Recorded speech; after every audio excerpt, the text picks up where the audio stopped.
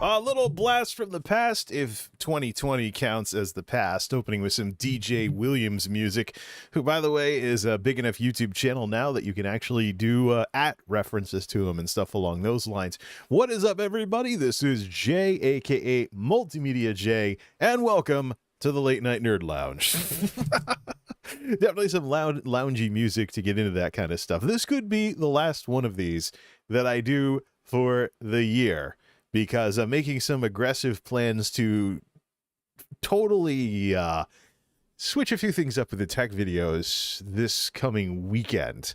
Though we just found out with the 9-to-5ers that New Year's is going to work the same way as Christmas did. We're going to have a long weekend and then get a bunch of overtime when the company officially observes the holiday on January 2nd. So that's going to be interesting. Some folks stopping by. There's Dan in the chat. Let's respond with some of my favorites. My favorite, the blue guy. I really don't know what this guy's supposed to be. Well, let's respond with some of those, because I've absolutely, ever since YouTube put those emojis in, that's probably my favorite out of the new ones that are supposed to go along with YouTube gaming. The problem with YouTube gaming is quite simple. There are some algorithm issues with YouTube gaming, including entire games that are getting split into multiple categories, sometimes with every single DLC being treated as an expansion pack, stuff along those lines. So, I played some Ninja Turtles last time, but it was Christmas. People were taking a break from stuff, and it showed up in the numbers.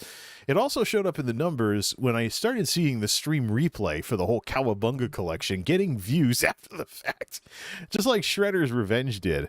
So, I mean, as far as Ninja Turtles goes, I mean, I watched the original 80s cartoon when I was little, before my stepmother went on that whole big thing about everything's too violent, and I'm going to turn out to be a nut job if I'm allowed to play Ninja Turtles on Nintendo or watch the show and stuff like that. So it was pretty fun. It was pretty fun while it lasted, until, of course, she got caught up in all the whole blaming video games for everything stuff that happened in the 90s, and all kinds of folks, including comedians like Penn and Teller and stuff, were making fun of with that game that was a Sega CD, Penn and Teller's Smoke and Mirrors. The game the Desert Bus came from was a reaction to people blaming video games for all the evils in the world. Yeah, oh yeah, GTA and Jack Thompson in the 2000s, even though Rockstar radically changed Grand Theft Auto 3 after the 9/11 attacks to not look so much like New York City, although there were mods that would convert the LCPD back to looking like the NYPD on PC later on. But either way. So tonight, this could be the last discussion. I want to close the book on some things that have been going on involving myself and other content creators, as well as the multimedia meta in general here, since it's surprising to hear people saying nice things about these little nerd discussions that I have. But there's some leftover things that I want to make sure don't make it into 2023. So, find your own voice. What would drive me to name a chat stream after a Stradivarius song? Those of you that listen to power metal, there was a song, I guess 20 years ago now, Elements Part 1. It was a thing about a lot of Stradivarius metal songs are about freedom of some sort. Maybe they grew up with, people forcing them to, go to religious services they didn't like, or something along those lines. But there's a whole bunch of Stradivarius songs that have this element of freedom to them. And it's kind of like Braveheart, where the guy's like, freedom, yeah, or whatever the heck people caricature that into. Keep the drinks handy, we're gonna need them. Good stuff. Plus, I need to drink more water anyways, and this has plenty of stuff in it. So, find your own voice. 2022, we have seen on both Twitch and YouTube, has been a year where all kinds of crap has happened. Let me link up. Let me see how things are going over on Sully Gnome here. So, 365 days Twitch. Over the past 365 days, looking at Sully Gnome data here, the hours watched on Twitch is down nearly 7%, as well as the average viewers. Peak viewers, they can still haul them in when they need to, up 2%. People streaming, up nearly 10%. Average channels going live, down 11%. Viewer ratio is up 1% to 28.05, which is high for Twitch, usually in the mid-20s. But the issue here is that we are on the flip side of what happened with the pandemic lockdowns. The question is, what happens when in regards to this? Why don't we actually link up to Chrome and just put the 365-day thing on there so you can see the crashes for Thanksgiving and Black Friday. And the Christmas crash is just about over. Christmas is consistently a source of viewership crashes for Twitch. The thing is, though, Twitch is small. Twitch is very small. It's incredibly small as a social media platform versus something like YouTube. But YouTube, of course, has something similar happening. People don't sit around poking around on the internet on their phones when these major holidays come around. But Twitch in particular is interesting, though, because Thanksgiving is an American holiday. That's American Thanksgiving that caused that dip. Twitch is the most dominant streaming platform in Western markets like the US and Western Europe. Is even as soon as you hit, well, even as close by as Eastern Europe, YouTube becomes the biggest streaming platform. And then YouTube dominates in places like India and other countries in East Asia and stuff like that. Although, you know, Twitch has presences there and whatnot. You can see it, though, with the IRL streamers. They'll go to Thailand or something, and some people will be like, are you a YouTuber? I mean, YouTubing is just so much more well-known than Twitch streaming has ever been because of the niche nature of the game streaming that built Twitch in the first place. The mindshare, Twitch has a very strong brand, but it's very strong in a very narrow sense and stuff like that. And here's how their year is going. We see it's a trend. Look at the green line at the bottom, particularly the gray. The gray represents the audience. And usually I blend this together a lot more, but we can see a crash for Thanksgiving and Black Friday, which is unique versus, and there was a similar crash for Christmas. This is something actually that is new to this year. I was keeping an eye on this pattern. If we back it up, and of course, Sully Gnome guy was like, oh, it could be the UI, or it could be a glitch with the API. I'm like, nah, I think it's the other side of the pandemic surge. And here's the surge in 2020 when the lockdowns happened. The lockdowns were lifted in the United States by summertime because the vaccine made a bit of a rollout. Still had some mitigations and stuff. The peak was in 2021, so we transitioned from UK Alpha to the Delta variant.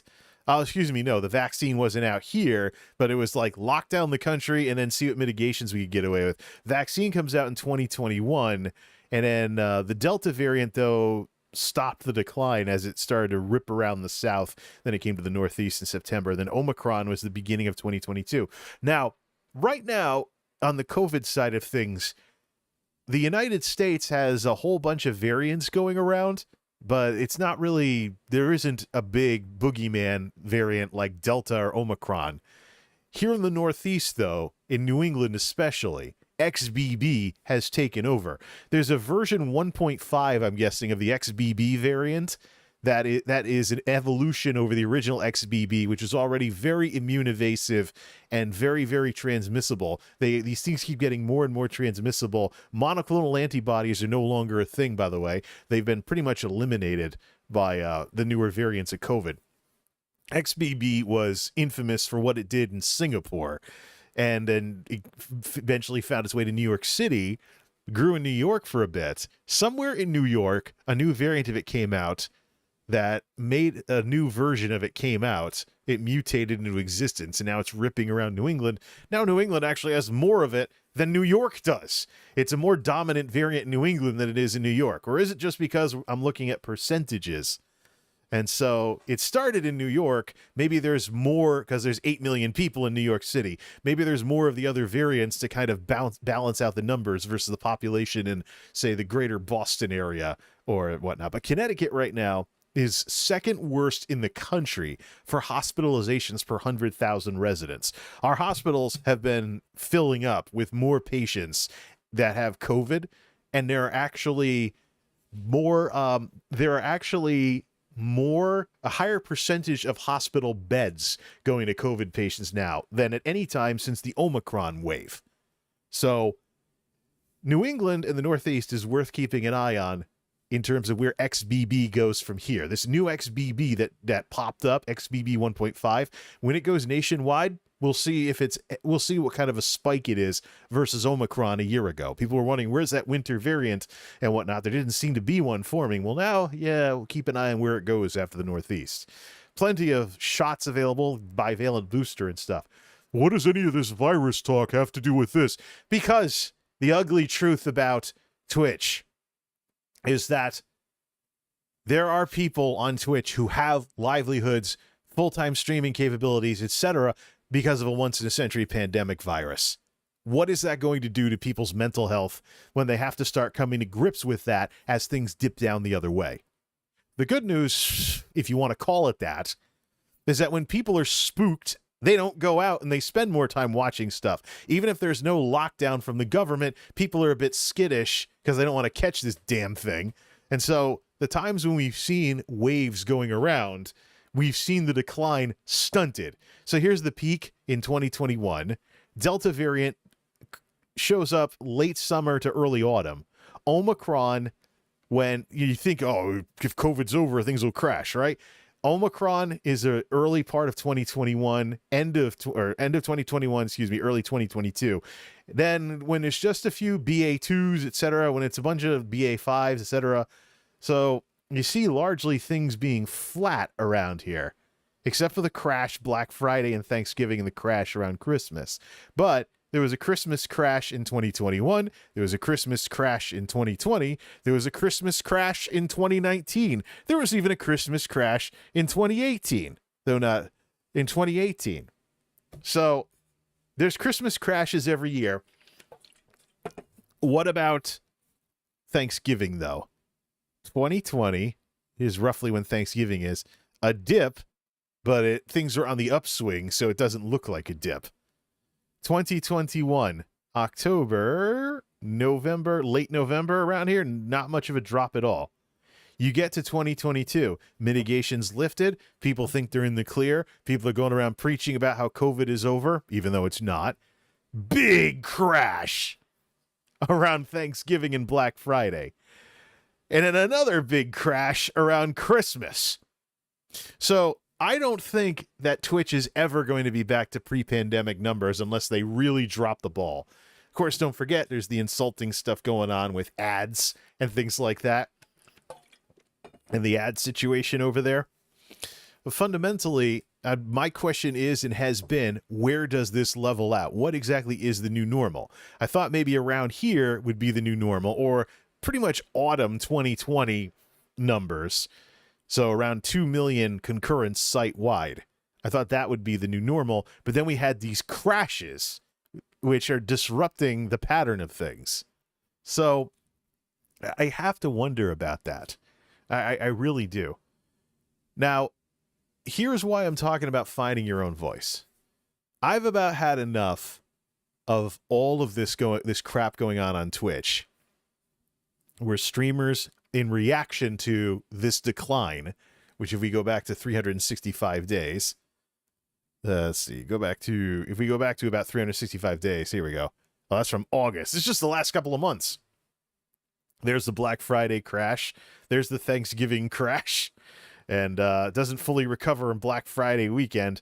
And then there's the Christmas crash down to 1.6. So let's see. June, April, back it up. Or you know what I could do? I could just close this out, and I could just set it to 365 again.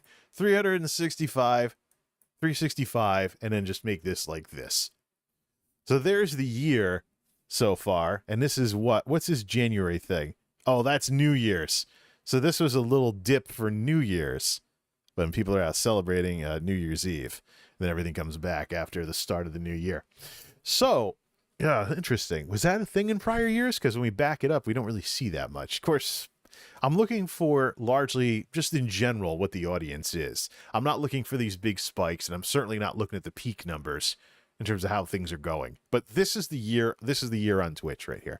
Now, and what a year it has been. Because as this gradual skid has happened, we've seen every trick in the book thrown at this by big Twitch streamers to hold on to those big numbers as long as they possibly could. Because if you're trying to get sponsors or you're trying to get other things, they look at who's watching and whatnot.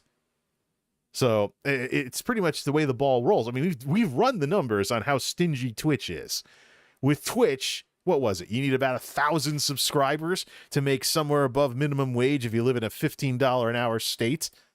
So let's do the 2.5 rule on here. The asterisk is busted on this because I've multiplied so many of these numbers. So we know Twitch doubled down on that 50-50 sub split. Twitch doubled down and, oh yeah, we got to do this when other platforms and services are doing better. Twitch doubled down, so let's do 250 out of a 5-a-month sub. How many of those? 250. Let's see here. Why don't we? No, that's not the math. To make the equivalent of a $15 an hour job, you know, that Bernie Sanders minimum wage. Oh, make $15 an hour. Times 40 hours is 600 gross before taxes. 52 weeks in a year if you don't take any vacation is 31,000 gross before taxes. Let's divide that by 12. $2,600. That's $2,600 a month, making $250 per subscription. That's about 1,000 subs. You can go to Twitch Tracker. Very useful, by the way. Twitch Tracker has a lot of data that Sully Gnome does not. And you can actually see how many subs they have. And don't forget, this is consistent subs. You need to have an average of about 1,000 subs and change a month to make from your sub revenue the equivalent of a $15 an hour full-time job. There you go. Keep that in mind when you see these various streamers out there showcasing how many subs they have. So as you can imagine, much like with ad revenue, I mean, these kinds of models are garbage, especially if you're an IRL streamer and you're paying a ton of money to travel places. You got to make that money somewhere in order for this to be viable. And so where does it come from? It comes from the stuff that's not so regular, like donos and oilers and sponsors, and finding other ways to make money. Many of the commercial types of folks out there will look at the size of one's audience. So if you have lost like 2/3 of your audience, you're down to like 300 concurrents, where it used to be around 1,000, what do you think that does to sponsorships? What do you think that does even to, say, being considered a large Twitch streamer? So little wonder these streamers spent all this time doing everything they could to fight this decline and this negative trend. And what haven't Twitch streamers thrown at the book this year that involves collective stuff? In the early part of the year, we had endless collabs. Everybody was collabing with everybody. Until that suddenly stopped being so much of a thing when there were streamers gaining critical mass by getting in on the action. The Twitch cons in particular in Amsterdam and San Diego had some of this. There are some people who are established as content creators on Twitch because they were in front of the right camera at TwitchCon, or they got on the right collab show, like OTK Schooled or something like that. There was a similar effect too with Austin Show, but not as pronounced, where streamers would go on like Lover Host or something, and they'd get a huge surge in viewership, and then it would be up to them to hold on to that audience somehow, or in some way get their name out there. But even if they lost most of it, they'd still be better off than they were before. They go from like 2 digits to 3 digits or something along those lines. So you have all of this going on, and you have all of these streamers trying to prop each other up by any means necessary to keep this all going as long as possible, even when the numbers are what they are. And even when they're trying out different platforms, even when they're trying to beef up Instagram, trying to become TikTokers, trying to, make throwaway YouTube channels with stream highlights that all the videos start looking like each other because there's best practices for stream highlights videos. And yeah, let me just say this. The only person whose stream highlights I watch, Hachubby and Kyungi. Why? Because of their style, their personality, and who they are, not the genre. There are so many stream highlights videos out there, and there are even paid services that automatically generate highlights videos from your streams. But I can't imagine how computer generated that must look. So it all comes back to some really basic stuff here, because everybody's doing a certain amount of stuff, and you got to figure out how to be special among the crowd and how to stick out and appeal to people. Isn't that kind of what this is all about, though? Popularity. So you have all this going on. all these attempts to stem the tide, all of this experimenting with other socials, things. Then there's other stuff like OnlyFans or Fan House or Ko-fi, these other platforms that have sprung up to try and offer better monetization options or more monetization options for these people who are brainwashed into a culture where having a regular job is somehow a bad thing. Even as some people are smartening up when talking about this stuff. And they're talking about how part-time content creators need to make a comeback and they need to strut their stuff because they have more creative freedom because they don't need to pay the bills with what it is they're doing. So they can make what they really want to make instead of, I must make this video to make money and have it pay for this video. You know, that the kind of stuff you hear over on like these growth gurus and stuff like that. Which, by the way, I just kicked the hornet's nest a bit with one of Roberto Blake's discussions before going live. Yeah, it's over on Twitter. Oh boy, these commentators are tattling on themselves. You know, let me just say this. If you built a YouTube channel with hundreds of thousands of subscribers off of advice and tips for small content creators who want to grow, you don't turn around and trash your own audience of the people who would be watching your videos the most over on Twitter. You don't dunk on them and trash them, that somehow they're selfish creators and stuff. We'll get to that. But it's stupid. It doesn't make any sense. But when you develop an ego, you'll do lots of things that don't make any sense. So either way, we'll get to that. So we had endless collabs in the early part of the year. And then when some of these creators started smartening up to the unintended consequences that people just find their way in front of your camera and get themselves an audience by appealing to them during essentially an elevator pitch, even at fan meetup events that are getting streamed on other streamers' channels, stuff like that. Then there's a bit of suspicion and stuff. You know, as content creators, as streamers started to get kind of suspicious. You don't see as many collabs as you used to. Used to be everybody was collabing with everybody. Everybody was going to Thailand. Everybody was going here. Everybody was going there. Everybody went to TwitchCon. It's kind of quieting down a bit.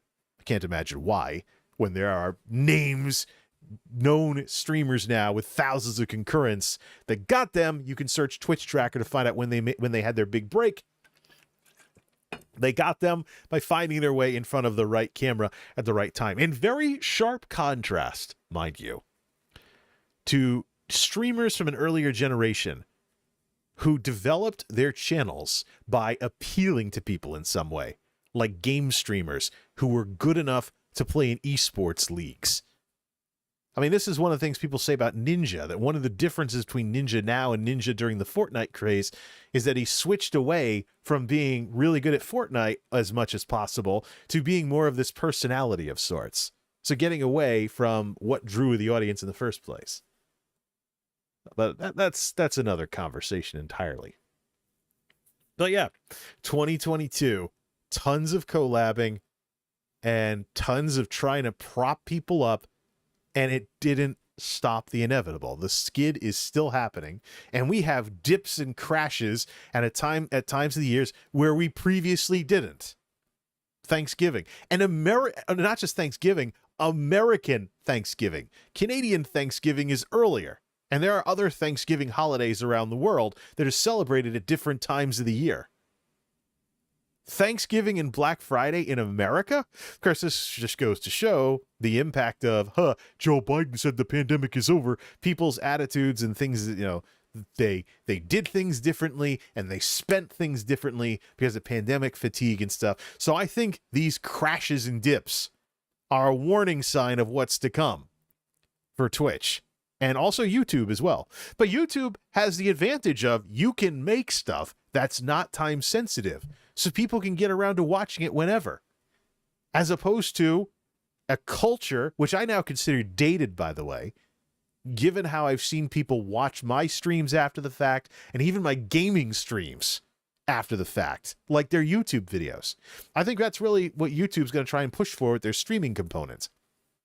Get people away from just la-laing in front of a camera for 6 hours and have them put something together that they don't have to edit to hell and make some screwball highlights video in order for it to be watchable on YouTube. Unless you have like nothing to do and you're running VODs 24/7 and hardly even paying attention to them. And maybe you're like, oh, I want to type something in the chat. Oh, shoot, I'm watching a VOD. No, it's like this culture just sitting there. I mean, it doesn't play nice with people who have work and kids and getting back out of the house again and stuff along those lines, as opposed to, hey, I'm in lockdown, so I'm stuck watching blah blah for 6 hours a day because I literally can't do anything else. 2023, once this XBB wave blows over and we see what 2023 is going to be like, assuming it just blows over, because there have been variants throughout 2022 that were supposed to cause big waves and surges, like BA5, that really didn't do too much. I mostly look at hospitalization data because people can hide cases very easily with home tests nowadays, so I want to see what fills up the hospitals. XBB is doing that in Connecticut. So, probably will do so in Massachusetts and New York as well. Matter of fact, on COVID Act Now, Connecticut, New York, and New York are high community level states. So we'll see what it does and where it goes and what that'll do to smooth out the decline here. But eventually, there's going to be a breakthrough or a better vaccine or something like that that is more effective for longer, that drops down the cases, and then we'll see this drop accordingly when people have more peace of mind. A technology that I'm very, very interested in is nasal vaccines. China is racing to develop one. And if we as Americans don't get our ass in gear, we might be buying COVID vaccines from China at the rate we're going. If they get, because the reason why people are pushing for the technology is so that the stuff that builds your immunity is closer to your nasal passages or in your nasal passages where the virus is going to come into your body in the first place, as opposed to shooting it in your arm and hoping the bloodstream takes it somewhere else. So nasal vaccines are probably the next big thing. You'll probably hear talk about a COVID nose spray sometime in the next couple of years. Hopefully it's not because China beats us to this, and we end up having to buy these things from China instead of making them ourselves.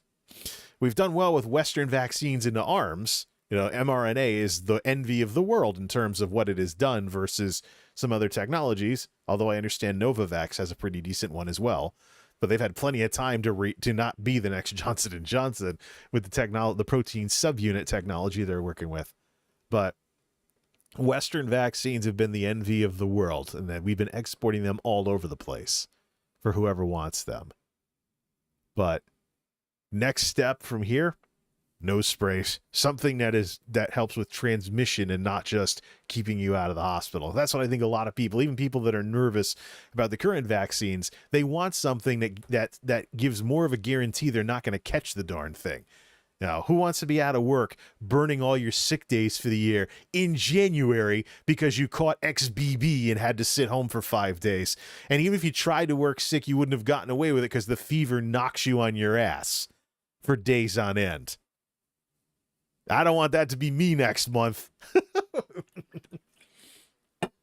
Right, hopefully we don't have people getting it for Christmas and New Year's and whatever celebrations they have. But yeah, that would suck. Losing all my sick time for the year. All because I was honest, by the way, instead of lying to them and trying to muscle through it. That would suck. What the? No, but they didn't catch up on the microphone. Somehow these slippers I bought, they're new and stuff. The rubber just rubbed against the floor in this place. Sounded like a whoopee cushion. Whatever. Yeah. So find your own voice. I mean, this has been going on all year. And we've seen every trick in the book from Twitch streamers to keep the momentum going as long as humanly possible, but I think the train is running out of steam. So you have to ask yourself, what do you do in a situation like this? And this is part of the reason why I am no longer in any Discords, because I wonder about the ESO streamers now, because of an incident that happened prior to Christmas. I've had a few things that I've been ranting about on Twitter. So I decided to, talk about this and get the gears turning for anybody who would be interested in this kind of stuff. So let's keep the numbers, put the numbers aside here. We certainly displayed them. We've probably displayed them on the screen long enough that YouTube's going to suggest that as a stream thumbnail, and stuff like that. So Find Your Own Voice. That's a Stradivarius song that's about freedom and, carving your own path in the world. I always found it to be a little too screechy. I think Timo Codapelto was singing. I know he can sing very high, but he's not Ronnie James Dio, that's for sure, or any of those really high-voiced, 80s metal bands or anything. So I wondered about this when I first heard it. But the theme of the song couldn't be any clearer. Find your own voice. Be free. So we got to think about that. 2023, we know all this crap's going to happen. XBB might slow it down a bit with whatever winter waves of COVID spook people into sitting home watching streamers. But when the skid continues, what do you do? When people aren't watching as many YouTube videos because they're doing more, because they're not spooked into staying home, noodling around on their phone all the time, what do you do? So I've had to think about a lot of this stuff, especially with regards to what I'm doing. Why don't we just start in my own backyard with what's going on with me? That's what this channel's about, by the way. That's why I can get so random, because I think of these ideas and I want to make videos about them. Hence, like for example, the ESO jam for Christmas, which got up to 70 views. It's making its way around. The algorithm's finding an audience. Yay, the technology's doing something, finally. I guess get a job, but Twitch streamers don't want to do that, says Dan. Well, that's because we have this culture where being a part-time content creator is somehow some kind of failure on your part instead of something that empowers you. The problem is what makes Twitch streamers, I would say especially Twitch streamers, with the lack of support for after-the-fact video and having to get other platforms involved just to have it in the first place. What makes Twitch streamers worry so much is just how much Twitch has doubled down on live. If you're a Twitch partner and you can stream full-time, it's going to be easier to, number one, get partnered, stay partnered, and get access to those, stream a certain amount of hours in order to get certain, the ad incentive program and all the big kid stuff that the Twitch partners get. And furthermore, because there's so much of an emphasis on live streaming on Twitch, you have no chance of streaming unless you put together a really good show. The few times you do stream, you have no chance, because there's an element of streaming that is basically like virtual friends of sorts. The real-time communication makes people feel like they're your friend, even though you're not. And some people farm that. And the way you farm that is by being available and accessible. That means streaming long hours, so people, no matter what their schedule is, can find you and watch you, and maybe even fall asleep to you in the case of some of the chill streamers that I usually watch around sunrise Eastern time as I'm going to sleep for my night shift job. Just Kath had plenty of that going on, and if she would ever get back to this time slot where I could do this other than last night, I would totally doze off with Ray's Dota streams going. I don't even play MOBAs, but she's really chill and she stays very, very focused on the games that she's playing. And it's like no nonsense with her whatsoever. No nonsense, no turbulence. She just shows up and plays games. Simple, works, and I've watched her stream go from like 500 concurrents to 1,000 concurrents while everybody else was declining. It does depend on what games she's playing and whether she's trying to rank up in something like one of the MOBAs that she plays, like Dota and stuff. But I'd have to look at the numbers to see what game has really driven all of this. But the thing with Ray is that you pretty much know what to expect. So it's one of those once you know things. Kind of hard to forget somebody. Kind of hard to forget about somebody in the hustle and bustle of life when there's some good things they do. You pretty much know what to expect, and you can show up for that. But being regular and being able to be full-time is a big, big part of that. Dota is a popular MOBA too, indeed. So yeah, maybe not being League of Legends, are there people that play Dota because they don't like the toxicity in League? I can tell you I don't play League because it's basically a kiddie game. It's pretty much a meme at this point. I could probably get into MOBAs if I really wanted to, but it's the same as playing Fortnite. I don't want to put up with the people that threaten to dox me because they lost a match or something. So I put up with enough toxicity in Battlegrounds in World of Warcraft back when emo kids played the game. I'm all set with that. But yeah. That's part of the problem with Twitch streaming, is that Twitch is basically built on live streaming, doubled down on live streaming. And I have a little experiment going, seeing if I get kicked out of the affiliate program. When I make those ESO jams, I'm going to upload them to Twitch because I'm an affiliate and I can upload. Let's see how long I can do uploads on Twitch and what views they get. Which, by the way, don't go out of your way to watch them. It's literally what you watch on YouTube, but worse because there's no end screens. And the video quality is a little blah. And don't forget, ads on Twitch are not skippable. That's one of the selling points. Let's see, what are we at? I have both ESO jams from Christmas up on Twitch as uploads. 2 views and 3 views, of which I'm sure Twitch's view counters are so primitive, me making sure the video worked correctly counts as a view. The last time I did anything serious with Twitch videos, I found out you could F5 your way to views like you could on YouTube many years ago before it got launched. But the thing is, Twitch is so unfriendly. Twitch is so unfriendly to after-the-fact video. The only way your uploads are going to show up on your Twitch page, assuming anyone even goes to your Twitch page in the first place, the only way uploads even show up is under recent highlights and uploads when you haven't streamed for long enough that there's no stream to take up that spot. Otherwise, you're going to have streams in there. The minute you stream, your VOD is in that parking spot. Then it goes to uploads. Okay, uploads, they were added a couple of years ago.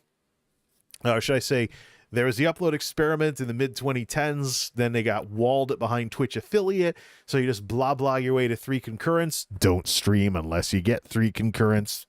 You know, you take time to learn that. Get that out of the way. And then you basically have gaming YouTube on your Twitch channel. The problem I have with Twitch is things like the ban streamer rule, the intersection with hard left politics in terms of the moderation and stuff like that. People getting banned for stupid reasons, that kind of thing. They're not as professional as YouTube. The biggest thing I complain about on YouTube is technology not working right. Not like, you know, some virtue signaling Twitch mod who bans you for 3 days for using a racial slur because you were doing a food stream and you talked about oyster crackers in your soup. Oh, that you said the word, you get banned. Some people have actually tested that and they actually got banned because of it. So yeah, the only thing I really think I could possibly put on Twitch is milquetoast stuff like ESO jams. And even still, it's not as good of a viewing experience as it is on YouTube. So let me just refresh this. Nobody went over and watched it, I hope. They're on YouTube. 2 views, 3 views. Yay. Good. Hope it stays that way. The other thing I want to have with the Twitch channel is if a Twitch streamer says something nice about me or someone actually goes and checks out my Twitch channel without going to YouTube, they can have something recent to watch there. So I think the ESO jams and other montages I make could probably be cross-uploaded to Twitch, and that could be my contribution to the Twitch ecosystem, because live streaming, they've spooked Twitch, the streaming site, has spooked me out of streaming. Full stop. Ugh. Speaking of streaming, I'm completely out of shape. I'm getting indigestion now because I had some chicken before this, and chicken's got a little bit of salt in it. Trying to cut salt. It's not working out very well. Heartburn from chicken. Yay. Ugh. Man. Nope, not too bad. Just keep drinking stuff. And then go to a BRB if we got that other stuff there. Yeah, but find your own voice. 2022 had a lot of people doing stuff together. I really think, though, there needs to be some soul searching over on Twitch, and streamers need to take a very close look at what they're doing and ask themselves, is this really something that's going to make them happy? Because when everything's all over, or when these platforms degrade like what we're seeing with Twitch, with degrading service in South Korea, the 50-50 sub split thing, the other insulting things they've done this year. When all this crap happens, you got to ask yourself, what do I want to be known for? You know, when the sun goes down. Yeah, do I want to feel like do I want to feel like I've spent, you know, my time has been well spent doing this stuff for a couple of years? Sometimes you have to have that conversation. That's just the way it is with this stuff. Either way. So let's begin with, like I said before that whole tangent happened, let's begin with what's my own backyard in this. Next year is a lot of things. 20 years since I played Morrowind for the first time, so I want to do something with Morrowind on the gaming side of things. It's also 10 years since I started the tech video. Well, 10 years since the wacky world of MultimediaJay. 2013, 2023. The tech videos are about as dated as it gets, so I want to take the format and make it legacy. So we'll put together something that basically constitutes the final format for the tech videos as they're going to be, and we'll just update a few things here and there, but we won't make any radical changes to things anymore. I got a couple ideas in store for that. First, we got to finish up what's going on over here, and then decide what we want to do for 2023. The current season has more than enough videos in it to just shut everything down and move on to something else. So, and I think I might want to do that, maybe even Sopranos style, but we'll figure that out. Those of you who don't know what I'm talking about, what happens if I turn this camera off with it full screen like this? Yeah, I remember when this happened in The Sopranos. Could have some fun with that. We could have some fun with that and things along those lines. Am I getting any drop frames? No, nothing. This thing is handling the 30 FPS like a champ. Just got the news today that Frontier's going to have their fiber network set up next year as well. So a little bit of Semper Reformanda. I remember when that happened in Family Guy, says Dan. Family Guy parodied it. It was The Sopranos that jolted everybody because they were shocked at how a series could end like that. And I think it was people were so wrapped up in The Sopranos that the writers just couldn't find a better way to end the show or whatever it was. I think it was the last season that ends like that. It basically became a meme. So Family Guy, of course. What doesn't Seth MacFarlane parody? His show, he's practically the Weird Al of TV families and stuff with what he's done with Family Guy. So yeah, tech videos will go legacy. I want to actually get into commentary videos that are more like what the algorithm would pass around, except without the cheesy crap, like saying, don't forget to like the video, or something cliche like that. Something that's a bit more to the point, though, because that's a lot of what people want, is stuff that's to the point, not the rambly tinker fests that I do, stuff along those lines. Although there are people that like those, so. I want to find a use for YouTube Shorts. They'd be good for quick responses to stuff, similar to the quick O-Flicks, and I want to use the streaming gear to make them. So it'll be like 1-minute responses to like things people bring up in comments or news of the day or something along those lines. There's TikTok folks who do that. They're actually TikTok React people who make TikToks of them reacting to stuff in smartphone formats.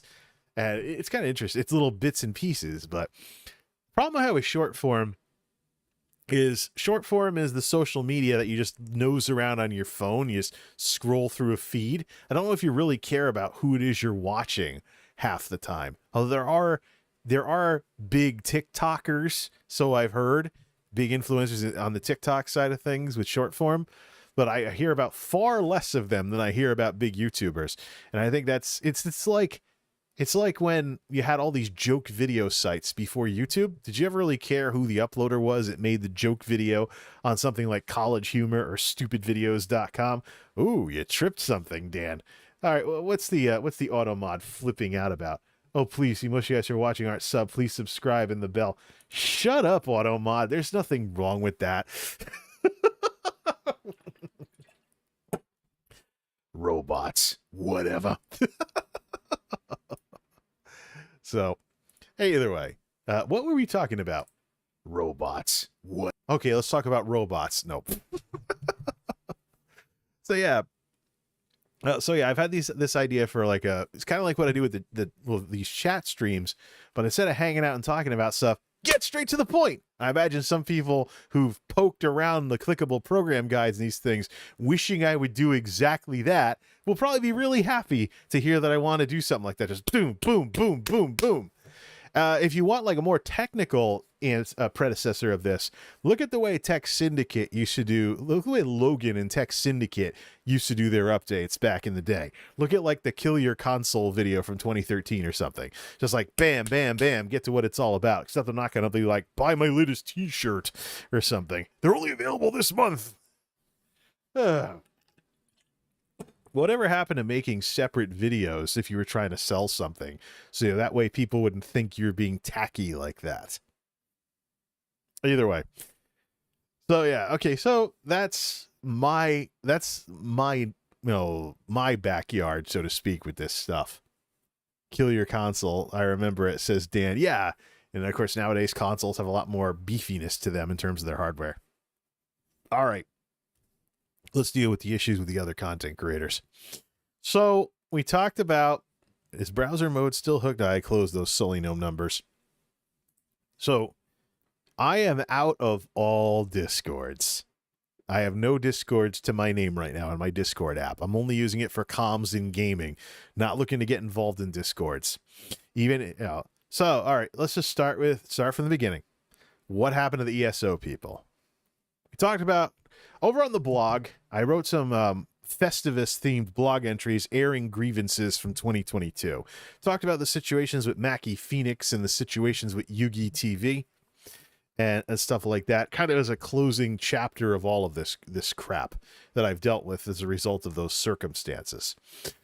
However, what they have in common is they have a situation, and one of the reasons why we're talking about this these days, we're talking about situations where people attain some level of success on YouTube or Twitch, and then somehow they fabricate a way to hate that success, and they become turbulent, and you end up with situations where they freak out and ban you or something like that because of their own internal torment and turmoil.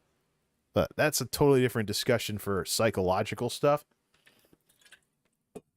The incident that got me thinking about all of this was before Christmas. Vindalia, who was flying up from California to visit her parents, I believe in Washington or something, or Oregon or something like that. Apparently Tyranny, another streamer, that they're basically like streamer sisters too. Her place is on the way to her parents' place, so she stopped in and did a collab with her in person. And this is probably the one time en route to being with her parents for Christmas. This is probably the one time of the year those two can do an in-person collab with each other. So it's cool. People from both audiences are in there. And then I start seeing streamers showing up. And I start seeing them lighting up the chat. Smaller streamers. Then I see Mackie show up. And she does something that I've seen her do over and over and over again. Now, I have her blocked on Twitter, I have her blocked on Twitch. Maybe I should unblock her so I can see. Blocking is one way on Twitch, so I can see what she's typing to work the crowds like this. There's this thing she does where she'll suddenly show up and just take over everything, grind the stream to a halt, looking for attention. And I'm like, oh, that's conveniently always an hour or so before she goes live. Oh boy. So it was a bit of an eye roller when I saw things get tacky like this in what should be the one and only best friends in-person collab that they can have for Christmas. She wound up getting the raid from that Tyranny stream. And I was like, you know what? She's not the only one that was doing stuff like that. So I'm not going to be all huffity-puffity just because there is a person streaming out of on Australian time who hadn't gone live yet while the others were blowing off steam after going live. And I was thinking to myself, why is it that these ESO streamers can't find their own voice? Why is it that these nighttime ESO streamers have to be like, why does the stream team have to be this group of people that's always talking about each other? Yeah, and how come there needs to be this clique of streamers? I have a lot of questions about Elder Scrolls Online's presence on Twitch and what ZeniMax has done to it. Almost as many questions about the scene on Twitch at night, especially, as I do about the game itself. What are the effects of the ESO stream team on people streaming ESO? But the big one for me is the giveaways. Like, why is it why is that ESO streamers have to constantly do giveaways? But you don't see that from World of Warcraft. You don't see that from Final Fantasy. It's like, why does Elder Scrolls need to be propped up by free stuff? It's the same argument that people have with regards to stuff like Twitch drops. Twitch drops will bring in a whole bunch of people watching your stream who don't even care about you. The drops viewers. They'll be gone when the drops end, and you'll see the numbers like that. It's stupid. Same problem as on radio stations. When radio stations have too many giveaways and people are listening to the station to be caller number 7. So Dan says, sounds cringe. It is cringe. It is cringe. It's a smaller version of Twitch. Yeah, I don't even like drops much. ESO drops are Ouroboros crown crates. Everything in those is better off being converted to gems for the crown store than actually used in game, because you'll get those if you're an ESO Plus member from your daily logins and stuff. And in the case of things like crown riding lessons, you can get a riding lesson once per day and buy them off the crown store. But you can't buy gems. You have to get them from crown crates, from duplicates of stuff you already have. So Ouroboros crown crates are basically gem crates. You get them, you convert everything into gems, and that's less crown crates you have to buy to get enough gems to buy a gem reward that you might want. Or grinding the hell out of your daily stuff to get Seals of Endeavor, which is just like in free-to-play MMOs, where the in-game currency is a lot harder than the swipe your credit card currency. So it's all stuff that gamers who've dealt with microtransactions have seen before. But to have viewership tied so closely to Ouroboros crates, seriously? And then you wonder about the mental health effects of having to play ESO to grind gold so you can have millions of gold for giveaways, so your stream can actually have viewers. There is just too many things in Elder Scrolls Online that are second guessable and that basically stop the layman from getting in on this stuff. And then over on YouTube, when I'm streaming ESO, I get to run into the technical problems over here because Elder Scrolls is one of those games getting carved up by DLC. Instead of having just one ESO category, there's Tamriel Unlimited, High Isle. There's even still something for Greymore in there. So there's all kinds of screwy categories for ESO, just like there was with Forza Horizon 5 a couple of months ago. Seriously. So yeah, I got all the problems. Oh, we had a lag spike for 76 drop frames. Let's see, are we getting unstable? I might just switch to fiber next year. Go synchronous. Still doing better. I mean, I think I had this last time too. Hours, like 0.1% drop frames, something along those lines. We'll see if the connection's flaking out again. I'll have options next year to dump these people if I really wanted to. So yeah. Let's see here. I can see the crates around holidays, some cool event like the expansion, but I'm not a developer. The crown crates are basically loot boxes. You spend money on them, and maybe you get what you want, maybe you don't. And it's one of the biggest ways the game is criticized because there are some mounts and stuff that are locked behind crown crates. You basically need to spend like tons of money to have the chance to get a big shiny purple mount or something along those lines. It's one of the most criticized parts of the game. It's worse than World of Warcraft, if you can imagine that. With World of Warcraft, you buy store mounts for $25. Whoop-de-doo. It's a microtransaction. With ESO, you have to buy crown crates until you magically get the whatever it is, the Apex mount or whatever from the crown crates. Who knows how much you'll be spending to get that mount you want instead of just buying it from a store. It's pitiful. One of the biggest ways the game is criticized. And rightly so. Just more arguments about are microtransactions legalized gambling in video games. So, loot boxes. Because that's basically what that is. RuneScape is worse. He says, buy the key and might get the thing you want 0.01%. It's the thing. Too much RNG with this crap. So yeah, I'm watching what should be a nice holiday get-together with Vindalia and Tyranny. And here are these ESO streamers in the chat blatantly being tacky and cringe about it.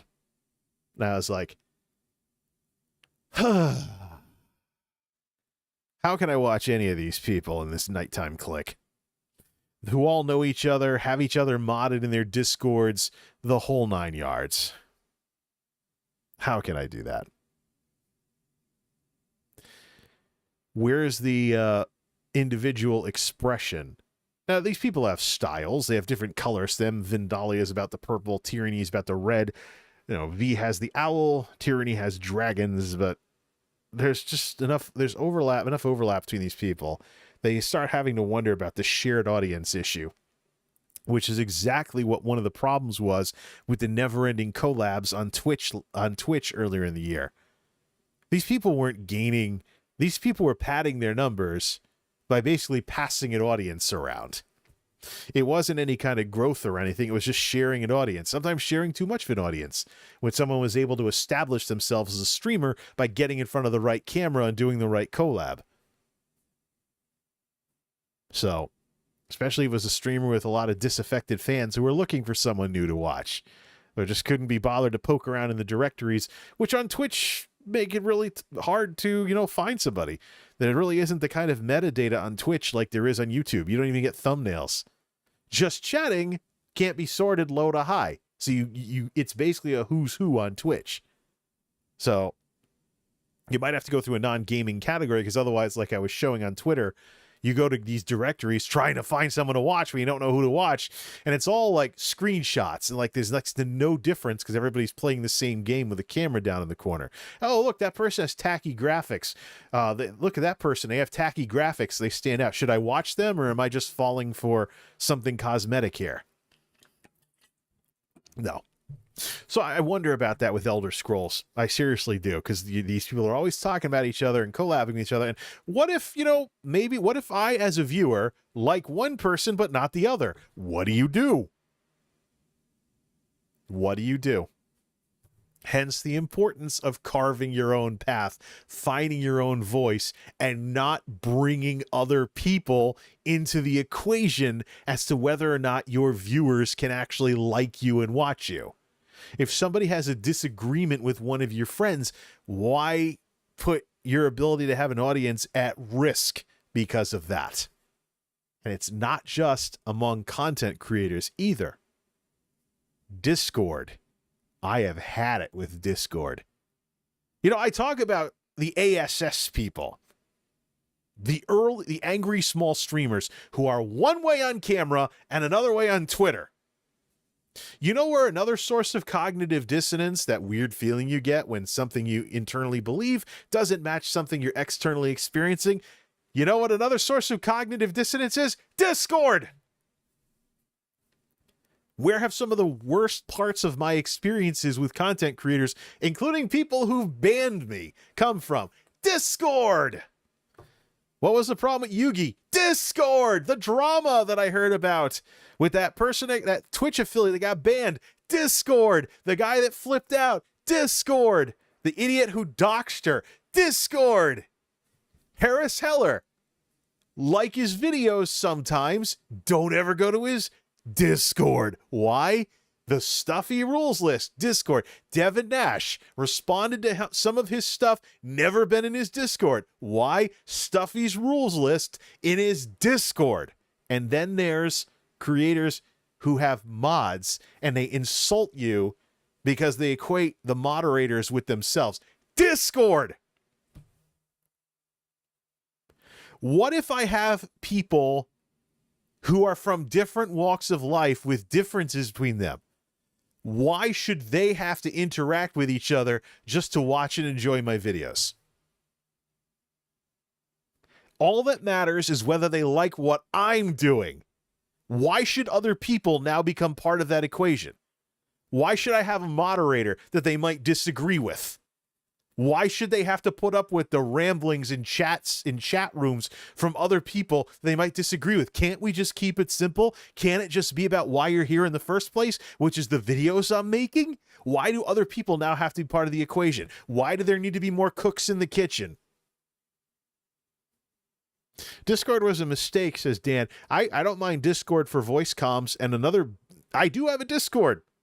It's called MultimediaJay's House of Feeds. It's not public because I keep not getting around to finishing it. But even if it were finished, it would be a Discord that a lot of people wouldn't want to join, because there's this culture that you're not a real fan of somebody unless you're in their Discord, or you're not a real content creator if you don't have a Discord. I don't want a Discord the way these content creators are running it, because the way they're running it is crap. It's introducing reasons for people to stop watching folks because you get other people involved and all the baggage they bring. Oh, but what about forums for video games? At least forums are publicly visible. So there's the element of anybody can see the stupid stuff you're putting in threads. Which, by the way, Discord doesn't even have threads. They have chat, like AOL style chat rooms. You can have like responding to people, but it's not about pick something to read about and then read the thread like on a forum site. And it's private. And of course, there's documentaries talking about what kind of data is Discord recording from your messages and other stuff. Are they getting recordings of your voice when you jump on voice comms? Things like that. Like what are they doing? Are they pulling a Facebook, etc.? I see if it's feed or friends, says Dan. Public ones stink. The Discords that content creators do that I'm not very fond of are not the Discords that gamers do. I've had Discords for guilds in games. At least I know it's just people playing games. Doesn't have to be something like some big thing to get me to subscribe to them on blah blah or funnel people somewhere. But I've also had Discords from groups of gamers, specifically for stuff that doesn't have any one real identifier to it. Like, for example, Terralia, one of my World of Warcraft servers, had a Discord just for like finding groups, finding guilds, etc. So that's for a server. It's not necessarily one person running it. It's kind of a collective, kind of a small public square, essentially, other than the official forums, which have forums for all the realms. So it's just one of those things where content creators, a lot of them have Discords because somebody else has a Discord. They're running it the way that they're running it because someone else is doing that, and they're not thinking about what it's doing to them.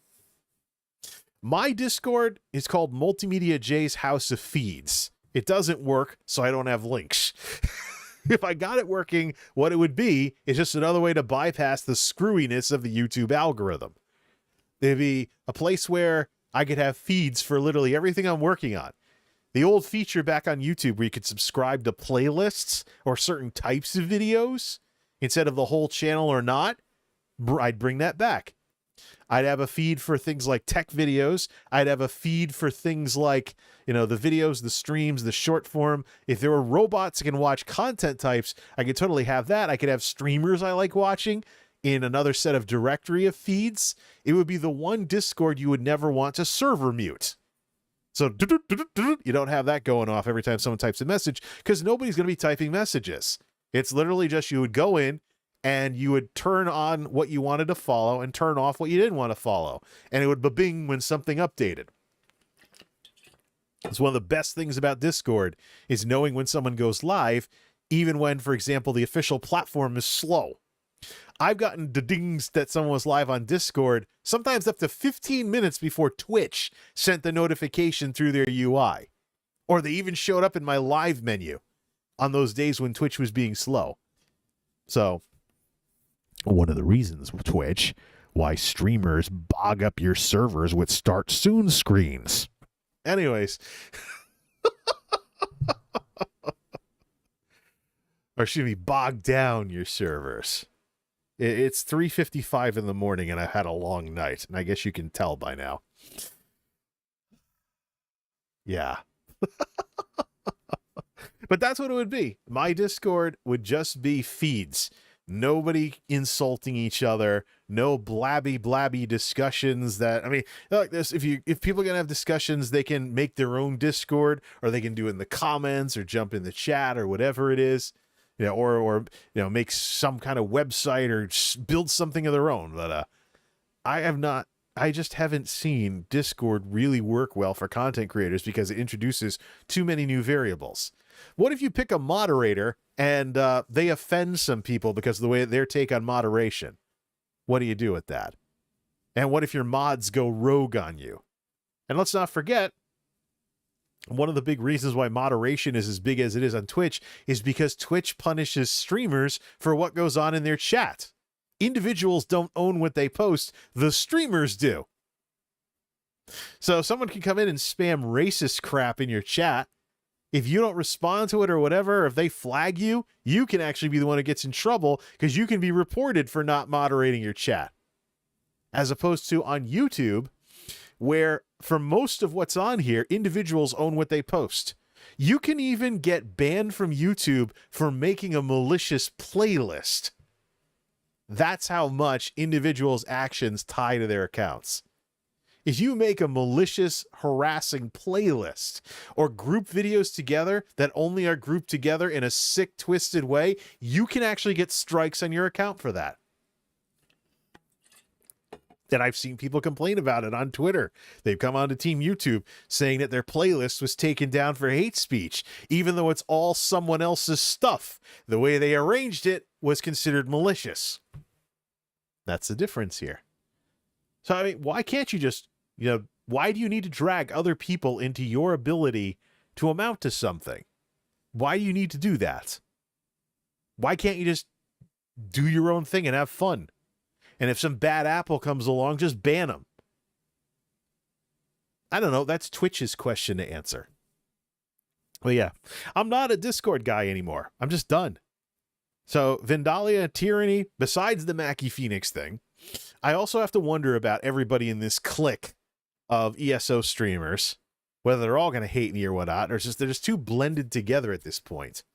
Or are they too blended together at this point? Do I even want to keep watching anybody in this group? Yeah, so like, how pervasive is this shared audience thing? And then there's during the day as well. Although I've been watching Deltia's gaming and Airy Summer before she went on vacation. She's on Christmas vacation until the end of the year, taking an old school holiday break. So she said nice things about these chat streams. That's wild. I didn't think I'd ever hear anyone say anything nice about these things. As far as I was concerned, everybody was like, why does he even do those things? Get back to the freaking tech videos. I don't know. Interestingly enough, though, I left her Discord too. Why? Because I'm not a safe space guy. So I cracked that joke that I cracked on Twitter. And which, by the way, not very original. I got that from a jokes thread that's going around, like some other people getting dad jokes from somewhere, because I'm a smart ass. I believe in having a little sass to what it is that you're doing. The joke is it's 360 something days until Christmas, and some idiots already have their lights up. Whatever, man. People are laughing at it on Twitter.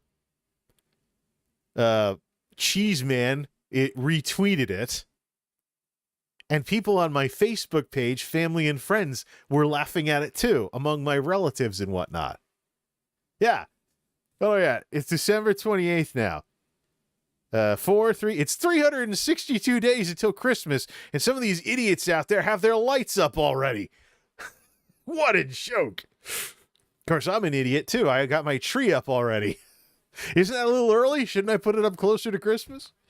It's obvious what the punchline is here, but because I used the word idiot, that's not allowed in the Discord or her channel. A grade D insult like that.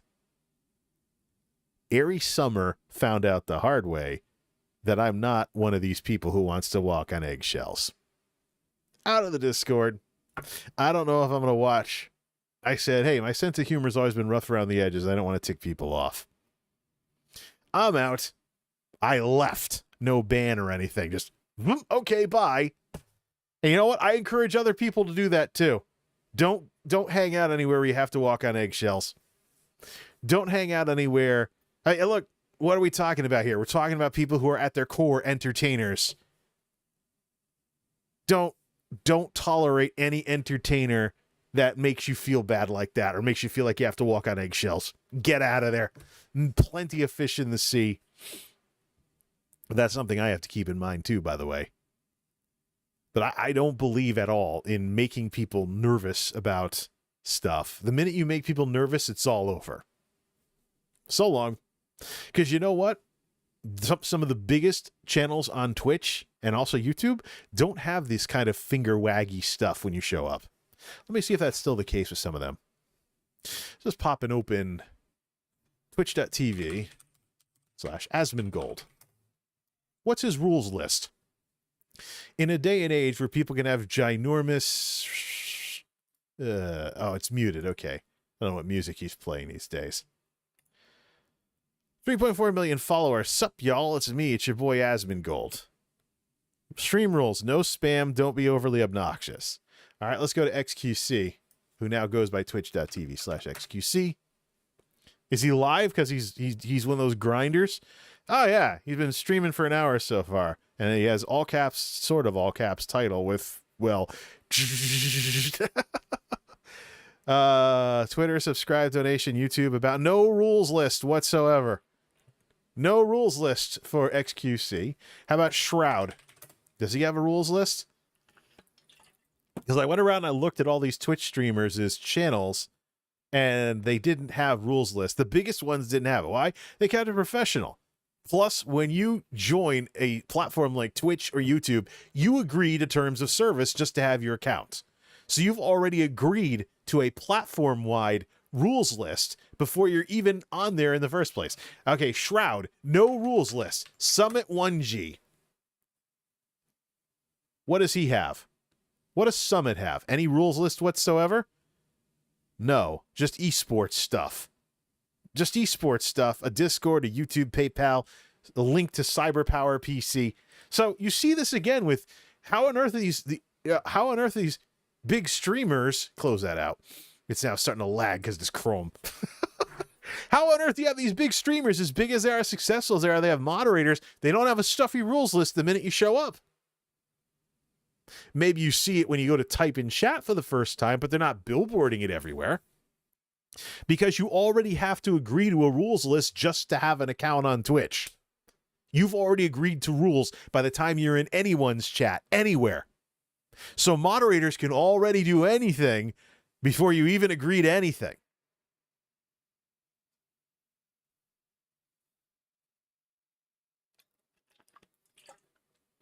Let that sink in for a bit.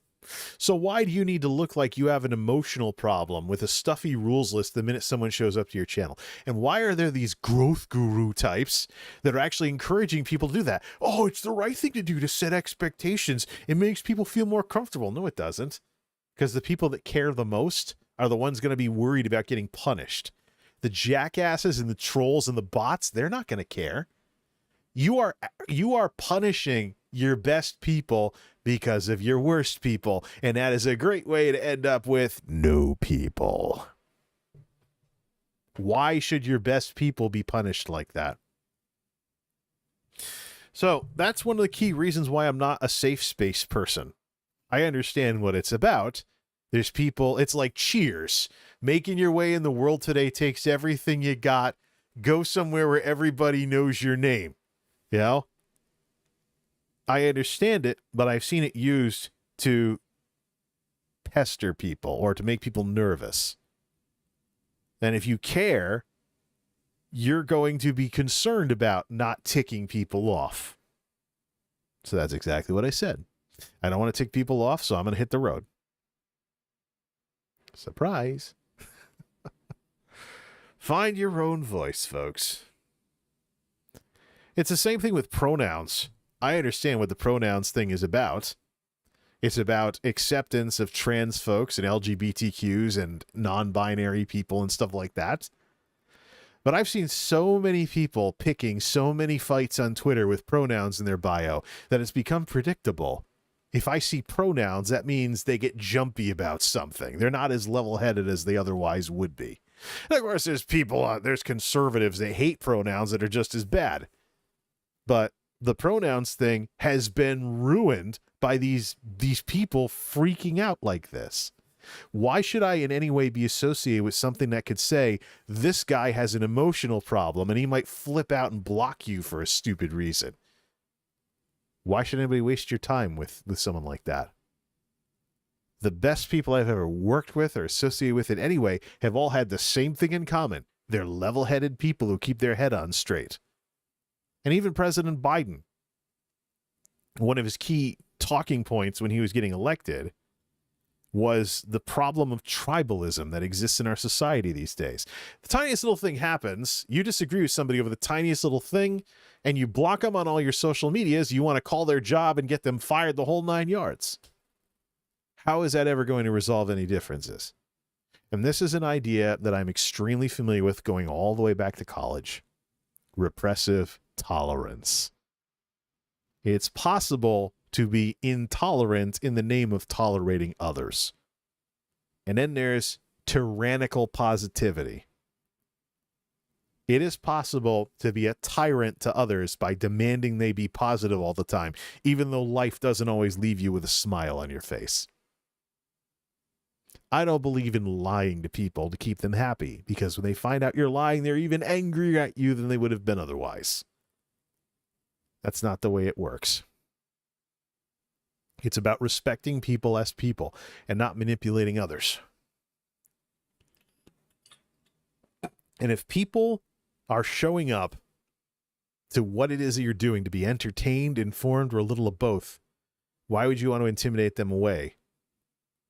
Because your best people are going to worry the most about running afoul of some policy and getting banned.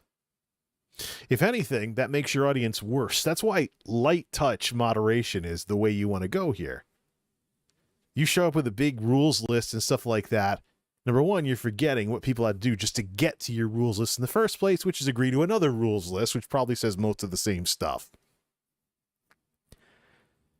But the people that care the most are going to be the most worried about doing the wrong thing or getting you upset.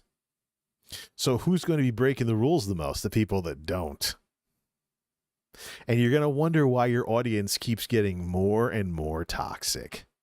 Why is it that the more you do this stuff, things seem to keep getting worse?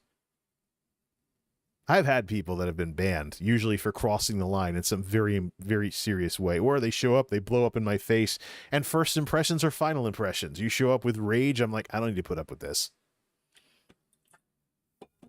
No siree, Bob. But I've actually had people show up and be racist in my comments. I was like, oh, this will be good. Let's wait for some wokester to tear him a new asshole. Sorry if I get demonetized. Let's wait for someone to tear him apart in the comments, then we'll ban him. That happens.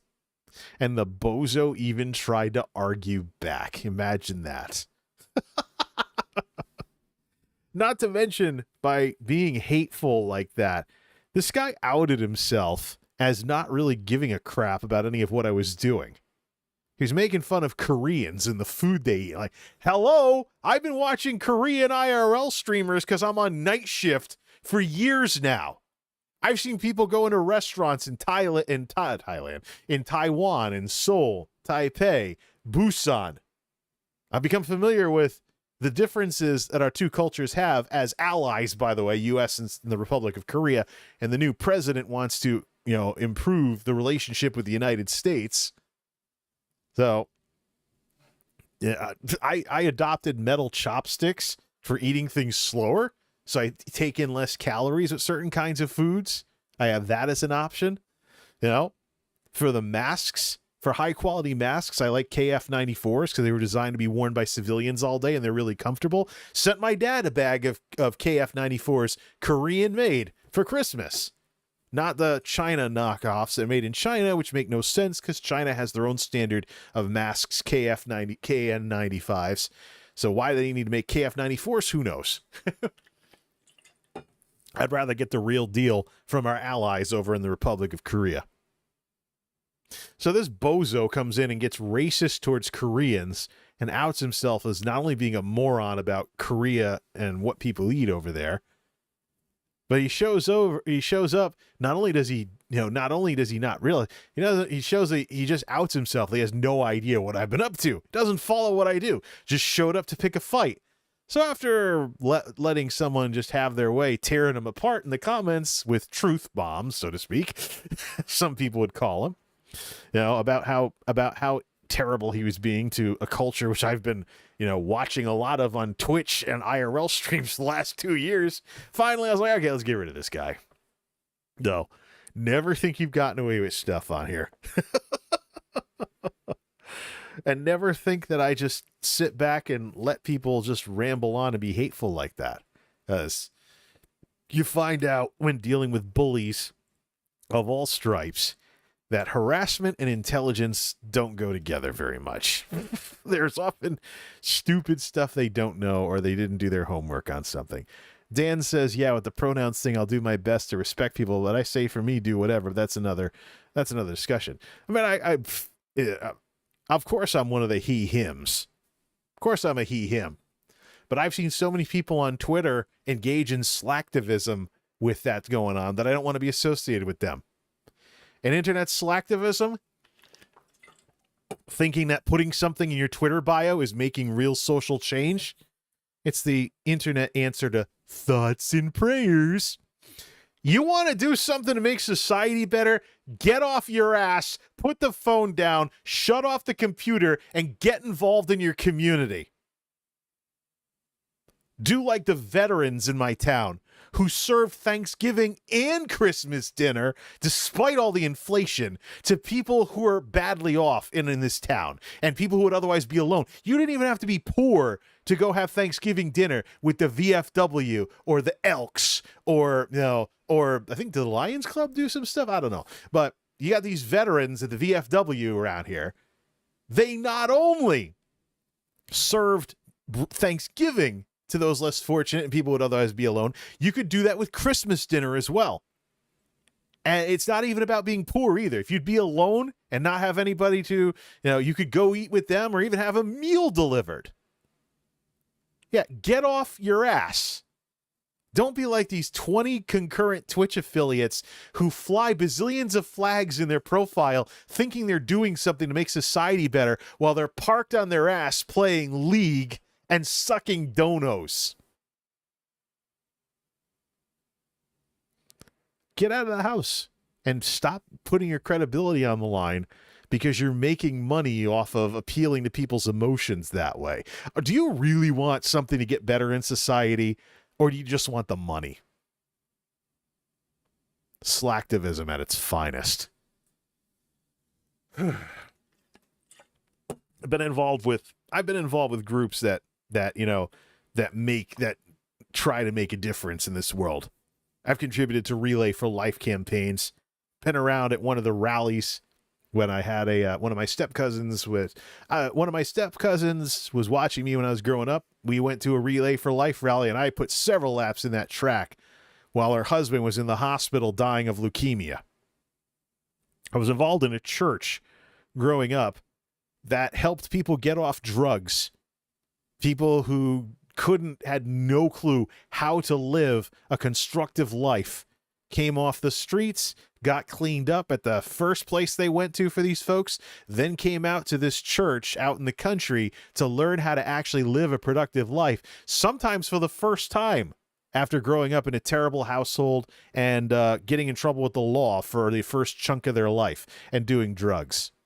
First they get cleaned up, then they get shown how to live a constructive life in a small country town far away from the troubled inner city neighborhoods they grew up in.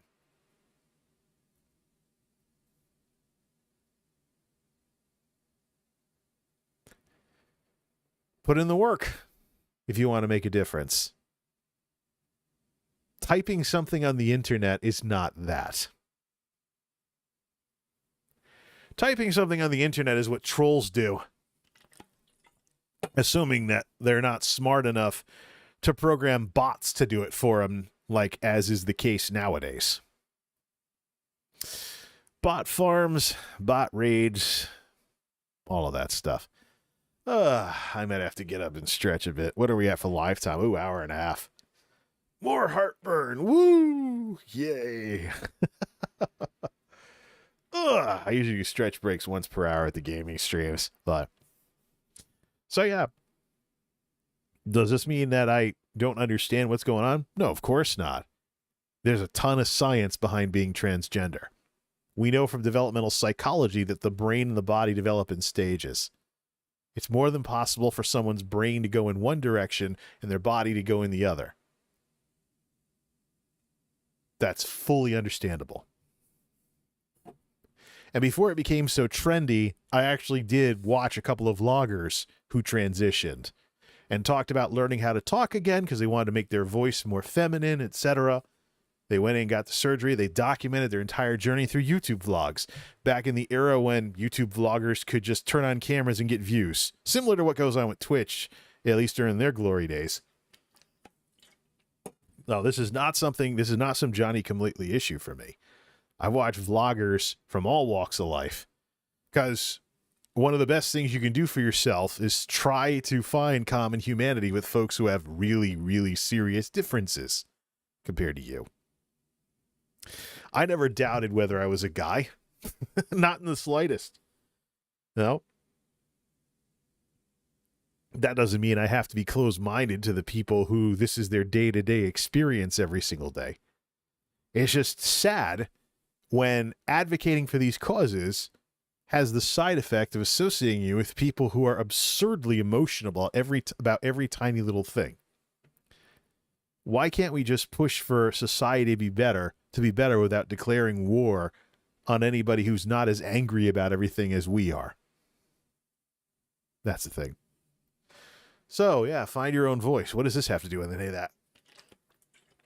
Some of what goes on with some of the things like stuffy rules lists and things like that is copy-pasted. Or it's a sort of thing where somebody does what they do what they do because they see someone else doing it. They don't give too much of a thought about it. Like Discords, for example. And why I'm not a big fan of Discords. There's too much copycat stuff. People aren't thinking about what's good about Discord, what's not so good about Discord. What can I improve to get the most out of Discord, and what nasty stuff can I minimize? That's why if I ever had a Discord, it would just be a feed house. You go there, you could turn on channels, turn off channels, and get notified whenever certain things happened. You would never have to server mute the thing, because only the stuff you'd want to hear about would ding in the first place. I don't know. It would replace my Twitter as a content feed, basically. And it would have feeds to streamers I like and stuff like that, too. There is one more thing we need to talk about, and that is what I was poking the hornet's nest with on Twitter. We're going to get up and stretch out a bit, though, and I'm going to take some antacids. That chicken is it's not even seasoned or anything. It's just I'm trying to find chicken that doesn't have salt added to it, and I'm not having very much luck. I'm trying to cut salt, but unless I want to be eating burgers all the time, which actually are 100% ground beef, it seems like nearly everything has added salt these days. Why? I'm fat, but I'm not a freaking cow. I don't need a salt lick. Ugh. Let's get up and stretch. It's healthier than ranting like this. Whatever.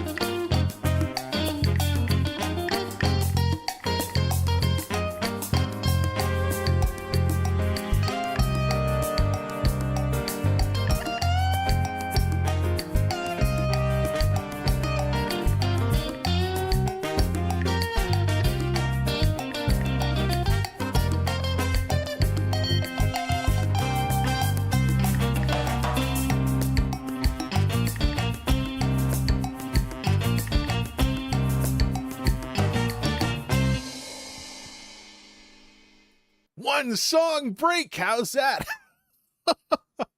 Drinks refilled. Took some antacids for the heartburn from the chicken with too much salt in it. The sad part, you know what the sad part is? Hey, it's DJ. Just woke up. What's up? We'll do a recap of what I've been talking about here. Oh, you must be one of those morning people then. 4:21 here at the Geek House. 4:20. You're off by a minute. Got a minute. No, that's 4:19.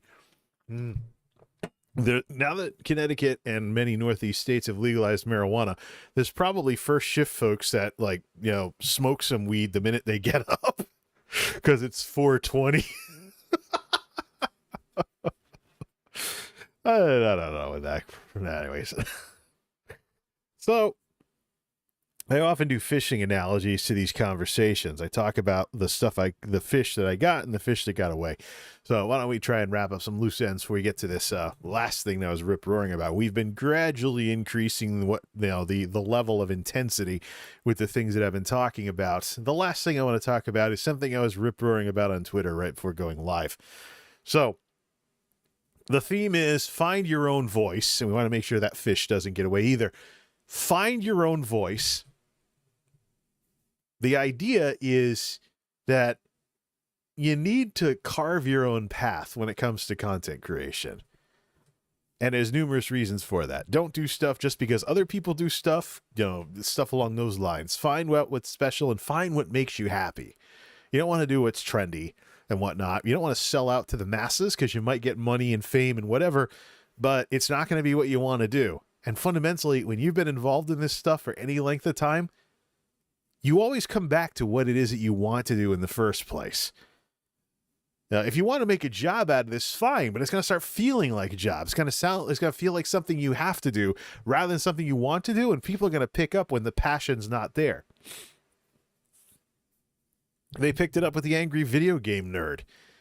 They picked it up with all kinds of people who've had the struggle between stuff they have to make and stuff they want to make. Hope that antacid kicks in quickly here. Yeah. You have all that stuff going on. Then we talked about some situations with some other content creators. We had the situation with the Elder Scrolls Online streamers who seem to have too much of a shared audience these days. And it's kind of looking tacky, especially as Twitch continues to struggle with its own decline. And what's going on this year. Then there was a situation with Ari Summer where, yeah, she's been nice to me and stuff like that. She said nice things about my chat streams and nerd discussions. I never thought anybody would.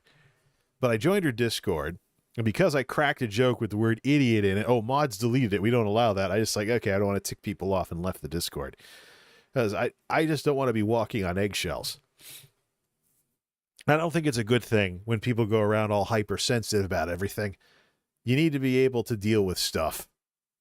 There is no substitute for that. A lot of advancement in business, as well as just getting things done in general, involves not getting lost in the weeds and staying focused on what matters in the long run.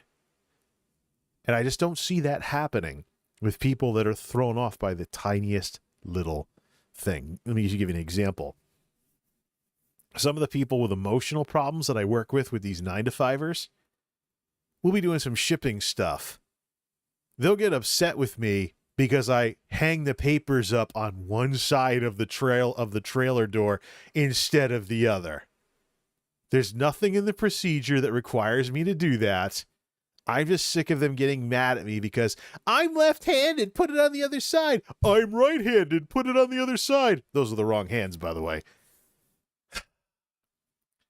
If that's what gets you sulking and mad and grinds you to a halt, no wonder I work circles around people half my age and only age 40.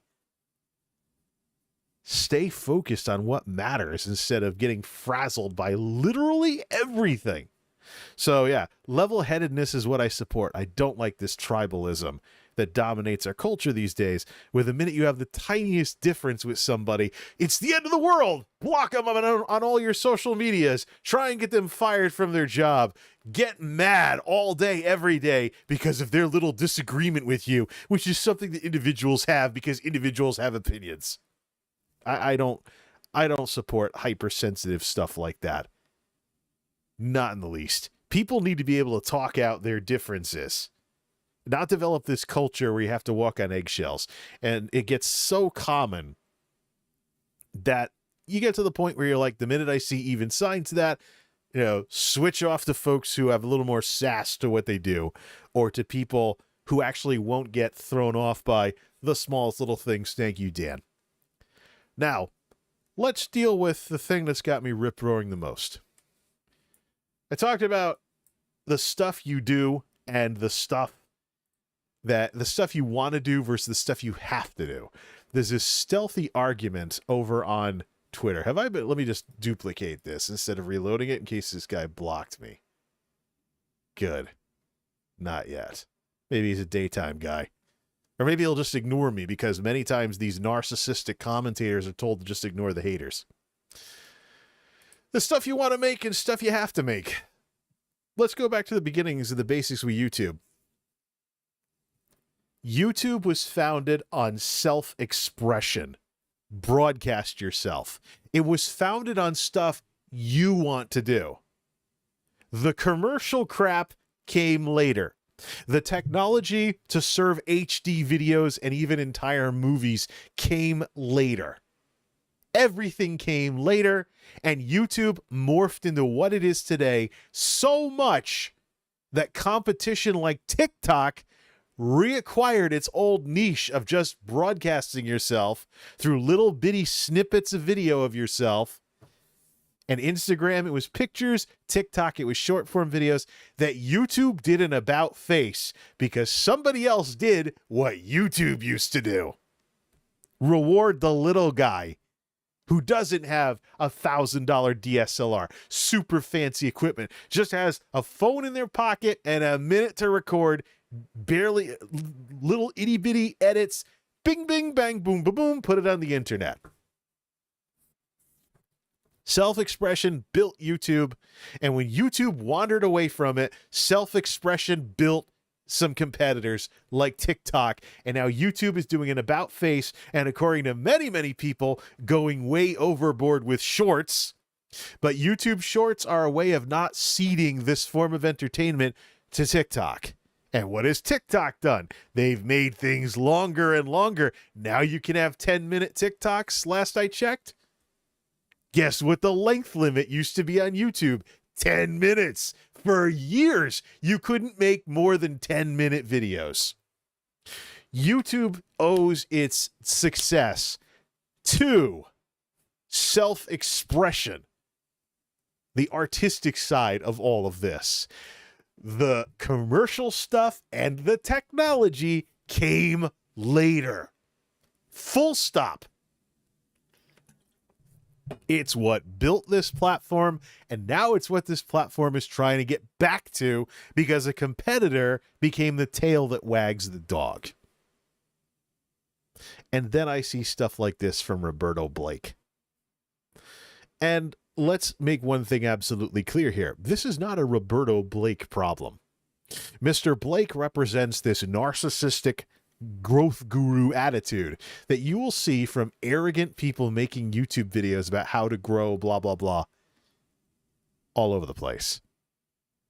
He's an example. He's not the example. Anybody can have this attitude, and they will all be just as responsible for a rotten attitude as this little whatever it was. Because I'll tell you right now, it's a good thing Twitter is way smaller than YouTube. So there's a really good chance that people who never go to Twitter, especially if Elon Musk scared them off, will never see this little conversation with all these who's of YouTubing trashing small creators. Let me read this here. TikTok is too sensitive with the CGVs. Well, I've seen them algorithmically ban people too. So a computer bans somebody for something some program picked up, and they had to appeal to get it lifted here. Listen to this. This is one of those statements that I couldn't disagree with more. There is some truth to it, but it's not the direction you want to steer people in, especially if you're running a huge YouTube channel with videos that are about growing as a YouTuber. This is the content creation equivalent of making fun of fat people at a gym.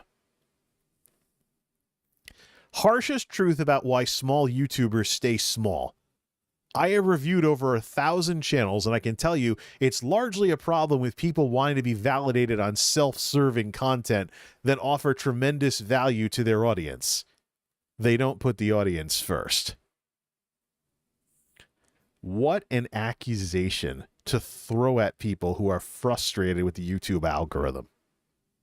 They don't put their audience first.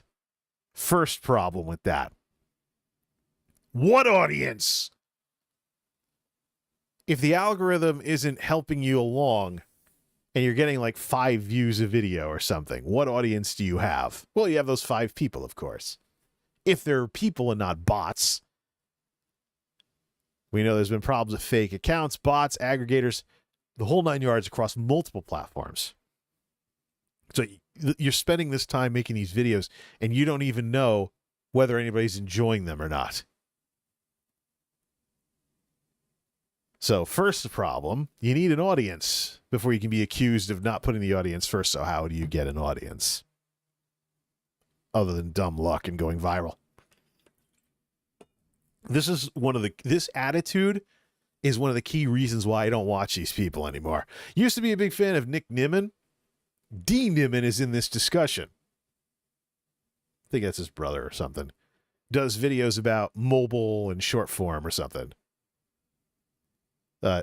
Look, YouTube is transparent enough. There are YouTube employees making videos about how the algorithm works. And there's YouTube employees talking directly on Twitter about how the algorithm works. I don't need any more third parties. And you can try and contrarian your way to people watching your videos more. But like I said, this is the content creation equivalent of making fun of fat people at a gym. If your channel is about helping people grow YouTube channels, who's going to be most interested in your videos? The people that can't grow. The people that think the algorithm is crushing them. And yet, here's this guy and other people as well dunking on these folks. The very people who would probably be most responsible for these people being large YouTubers. What happens if they smarten up and realize that these people are just trashing them on Twitter? If you're a small creator, the self-serving content thing, that's the old selfish creator thing. You're making content for yourself instead of, selling out to the masses. What do you think YouTube built itself on? Broadcast yourself. The business stuff and the tech stuff came later. My response, it's called self-expression. It's what YouTube was founded on. The commercial crap and technological stuff like social media algorithms came later. But let's take a look at these who's. I want to know every single person yammering away on this, who they are and what they do, what kind of channels they have. Let's go right on down the list. Let's see all this crap. Sadly, beginning with Ryan Wyatt. Remember he was in charge of YouTube Gaming? He's gone to what? Crypto or something? Polygon Studios. All right. This is the guy that used to run YouTube Gaming. And even worse, in my experience and speaking to those YouTubers, they want to blame everything but themselves. Algorithm, SEO, bugs on their channel, etc. Even large creators who declined. It's just a tough convo to have. I think only self-realization solves for it. Whoa. The guy that wrote all that great stuff, running YouTube Gaming, making Twitch's leadership look terrible, is aping, copycatting the number one problem with all of these self-help gurus. They blow off the technology. It's not about a social media platform with an algorithm that may not be working as well as it should. It's about you all the time. Even when the system shuts you off. Even when you have documented evidence of the system shutting you off and hard capping your views. And it's not just little people having these problems. Pokimane had this problem. It's one of the reasons why she chose Twitch over YouTube the last time that she had a chance to change platforms because her contract was up. The video's probably out there somewhere. If it's not something she made a video of, it's probably something that someone has a Twitch clip of. She showed how her channel, some channel she did, got shut off because of some system issue. So did Pokimane suddenly become that much less popular? No, the system got in the way. And YouTube's own brass have even bragged about being able to manipulate the algorithms when they have something to do with them. Like promoting trusted voices and stomping out misinformation. The digital middleman can be modified and is modified. Somebody who used to be so big of a figure at YouTube to say this, wow. Oh, and Ryan is the reason why I know about this thread. I don't follow Roberto Blake. He just happened to like it. Well, since Fwiz wants to out himself, unfollow that bastard. And here's his little response here. Mr. Blake. Indeed, and thanks for the backup on this. See it time and time again, and rarely does anyone's excuses withstand a true audit. It's largely is all a feelings conversation of I want, and the audience and their wants are ignored. The audience deserves never comes up. You really believe that a struggling small content creator who feels genuinely disadvantaged versus all the pretty photogenic people with the $1,500 DSLRs and the writers, the teams working for them, doesn't care about their audience? There are some bots that don't care about the audience because they're robots, and there's some people that are very tone deaf. Now I'm going to find out every single other person in this thread, what they do, etc. What do they have in their profiles here? Content creator, marketer. Yeah, here's this other guy. Marketer, social media manager, da-da-da. What kind of stuff does he tweet about? Is it all arrogant, narcissistic business stuff? I went shopping. My daughter eats Cocoa Puffs. You're a chef and your daughter eats sugary cereal. Let's see here. Complaining about the government. All right, yeah, okay. Let's see what he has to say here. You will see some content creators always blame the YouTube algorithm every time their content doesn't get views, yet they keep pumping out the same content. If they get views and they stick to that format until they stop getting views and blame the algorithm all over again. Well, yeah, it's technology. Let me just let you folks know why I name drop the algorithm so much. The reason why I name drop the algorithm so much is because YouTube is gigantic. It's the second largest social media platform in the world, billions of monthly active users. And there is everything that is video on here, long as it doesn't get taken off due to community guidelines or something. I was just joking about that the other day. Yesterday, does that count? Maybe in a couple days it will. Crunchyroll, the anime folks, were doing a YouTube stream of literally a cartoon dog barking or something with some chainsaw anime or whatever it was. It was literally the same anime clip over and over again until the finale premiered. That was a stream on YouTube. What also is a stream on YouTube? Valkyrie. What also is a stream on YouTube? Ninja, because he's a big multi-streamer. What also is a stream on YouTube? The Game Chasers playing Billy playing retro games. What also is a stream on YouTube? Brown's Food Pantry for deer up in Maine, feeding deer out of troughs, wildlife cams. What else is a stream on YouTube? Traffic cameras. What else is a stream on YouTube? Lo-Fi Girl. If it's watchable and enjoyable, it's on here. This is a platform where I can search for 10-hour videos of cows mooing and get multiple results.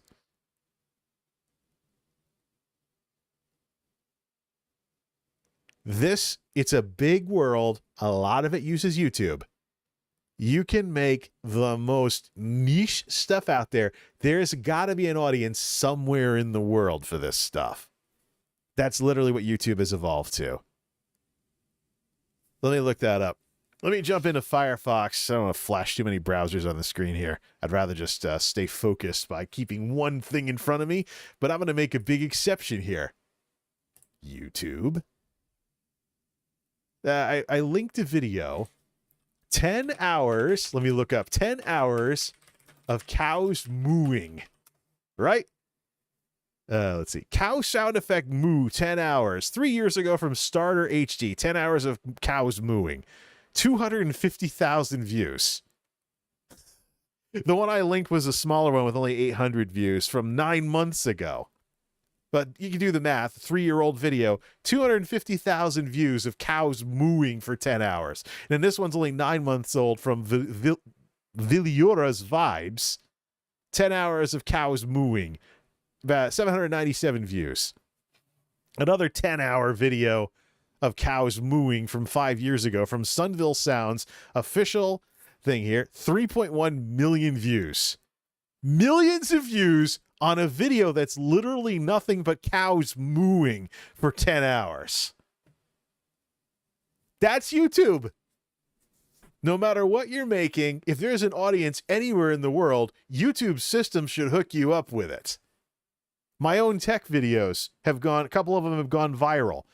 And my style's not popular. I don't do the Linus style of videos. That's what YouTube should be. So those of us who are constantly on the case of the algorithm, it's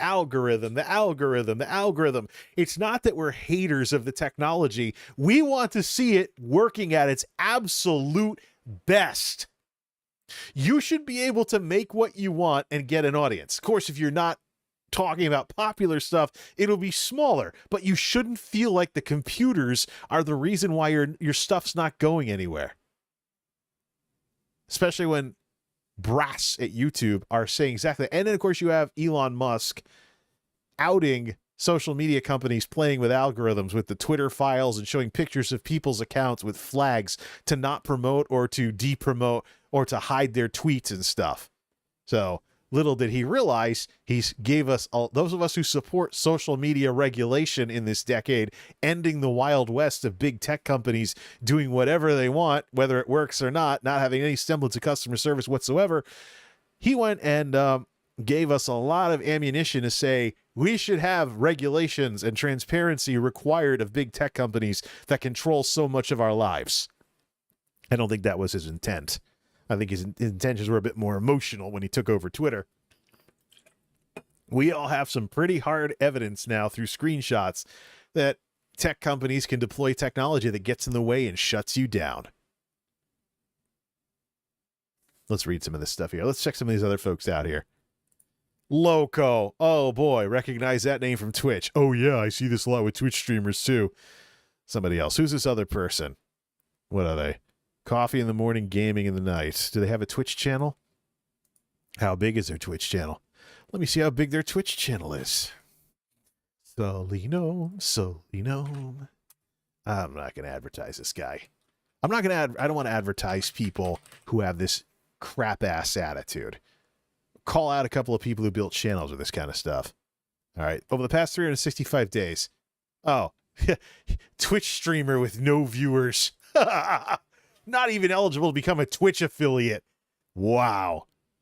You're making fun of people who just want the technology to work right. Shut up. Let's see. What's this other guy here? He's an artist. Yeah. UK. Bit of an attitude here. Twitch streamer, 610,000 subs on YouTube. What kind of channel does he do? Does he have it linked in his Twitter? All right, let's see here. Mute. I don't want any of his stuff playing. Thank you, channel members. 617,000 subs. Plenty of channel members. Let's see here. Oh, look. SOP following videos that just follow the SOPs with bazillions of thumbnail fonts that jump out and stuff. And yeah, clickbait, but not clickbaity enough to get in trouble with the rules against clickbait and deceptive metadata. The number one thing that causes people, that I see people lose their channels over. There we go. Yeah. Another arrogant big YouTuber that's dumping on the little guy. Fortunately, he's not running a channel dedicated to growing your YouTube channel.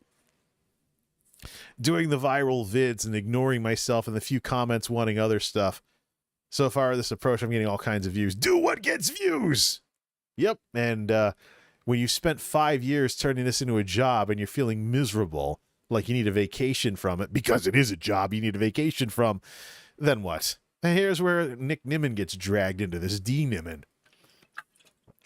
Co-sign, so he agrees with everything that, if you're a small creator who's frustrated with the algorithm, it's because you're not putting your audience first. And if they are putting the audience first, they haven't built momentum yet. They simply haven't given it enough time or don't have enough content online. How much time is enough? How much time is enough when you have people that have been doing this stuff for years and the numbers are what they are? That was this other guy. It takes a great deal of humility and willingness to improve based on feedback to succeed in content creation as a whole. I firmly believe the creator has to do it for a higher purpose than views and going viral for it to be sustainable. Yeah, well, going viral is dumb luck.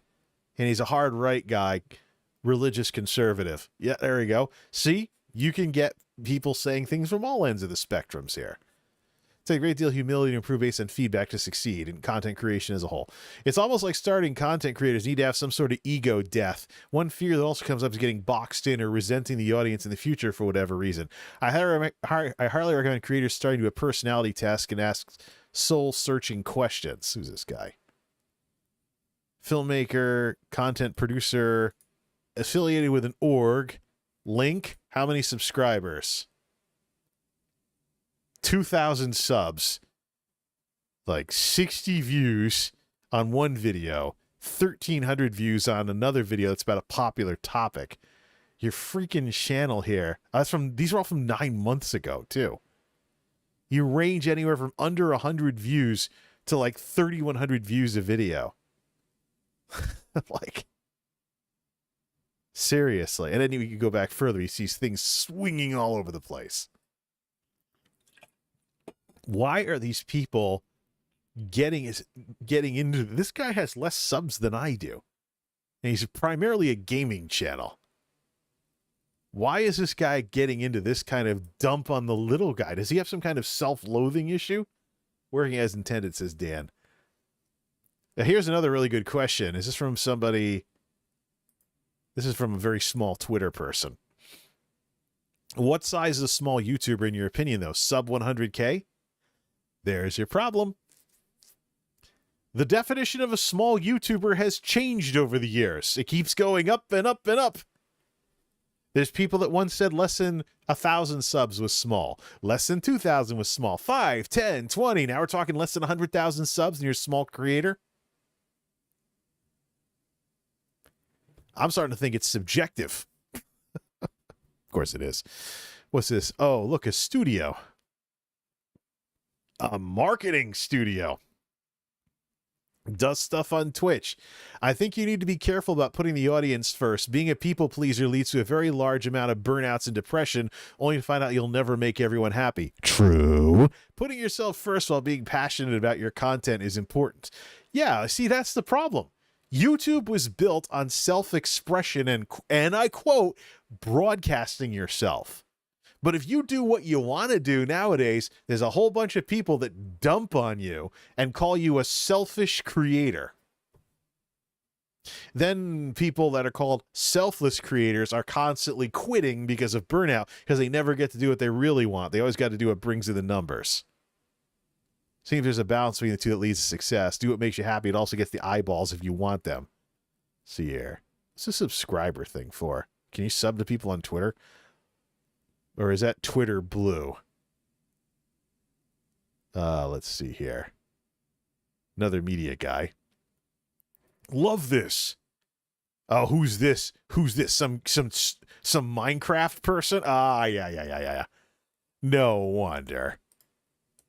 Let me see this guy's channel. He's making fun of people who say it they're shadow banned. What the hell? Oh, what? You have 2 million subs on YouTube? Why should anybody sub to people that dunk on people like this? And how come I can't get to their YouTube channel without clicking at least 3 different times to see, oh, they do YouTube shorts. Yeah, there we go. Look, a shorts channel could just start on TikTok. Yep, clips and shorts and stuff.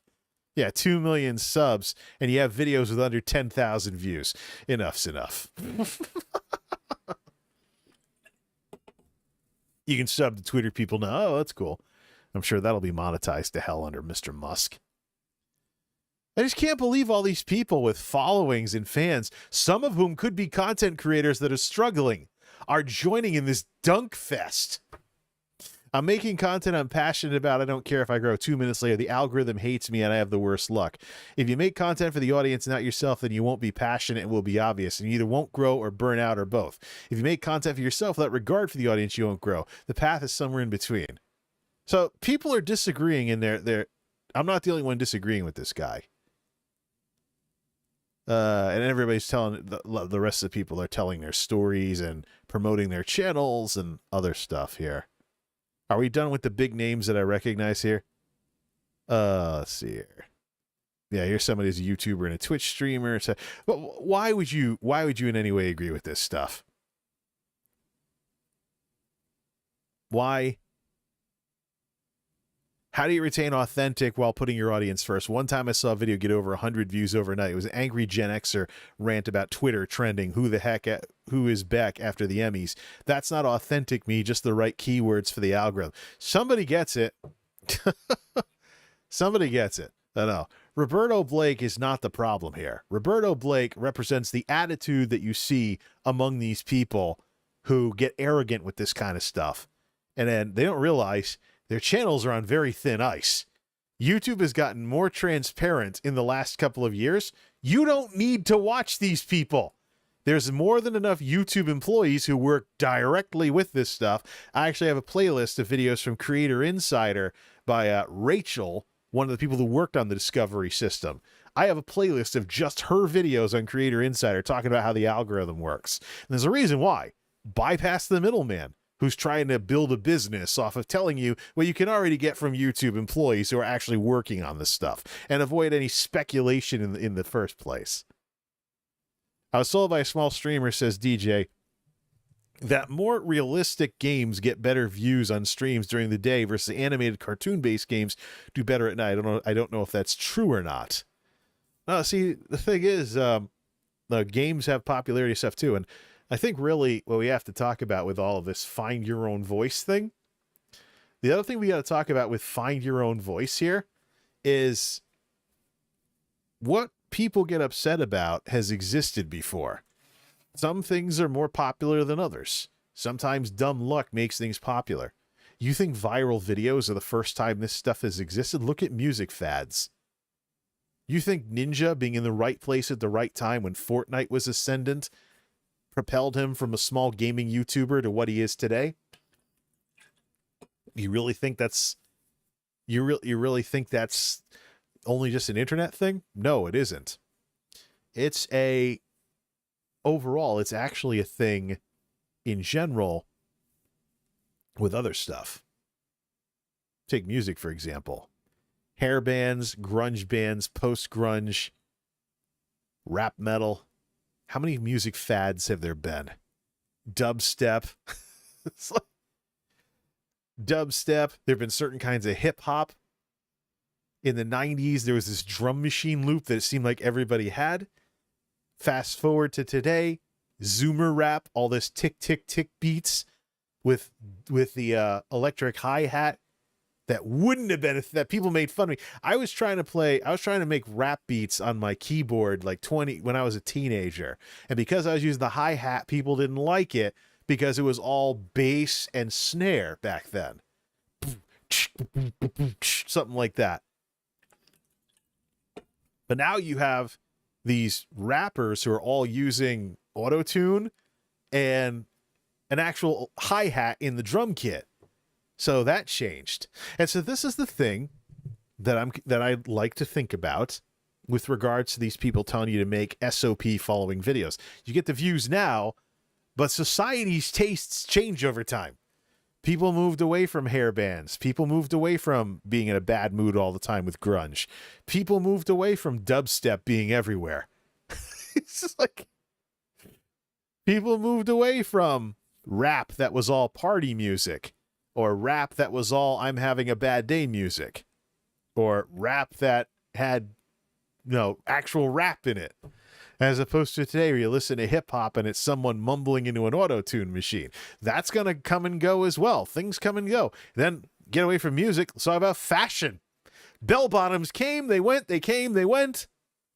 Tight clothing was popular. Loose clothing was popular. Tight clothing was popular. Loose clothing was popular. Hair on your head.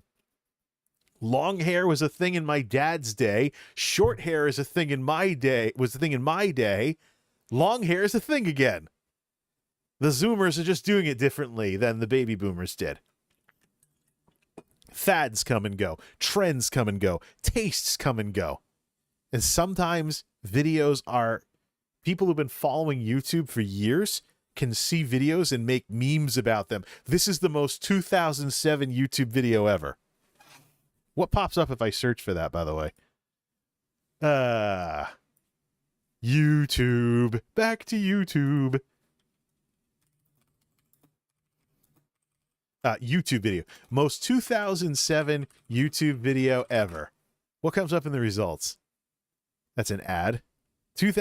There's a playlist specifically for the 2009 YouTube experience. And then there's BuzzFeed style things like top 10 this, top 10 that. There's playlists fanatically obsessed with YouTube at certain time periods. There's YouTube rewinds, top viral videos of da-da-da-da. There's even 2010s nostalgia already. And the video was made 3 years ago. Description from Brojankster. 2010s nostalgia that will make you cry because the 2020s are quickly approaching. I made this video as a time capsule. Okay, there we go. The nostalgia cycle is 20 years, though. So by the 2030s, when I'm elderly and over 50, when that rolls around and I'm turning 50, then it'll be 2010s nostalgia. And you folks, you younger folks, will be in the position I'm in right now. Crap, I'm 40, I'm old.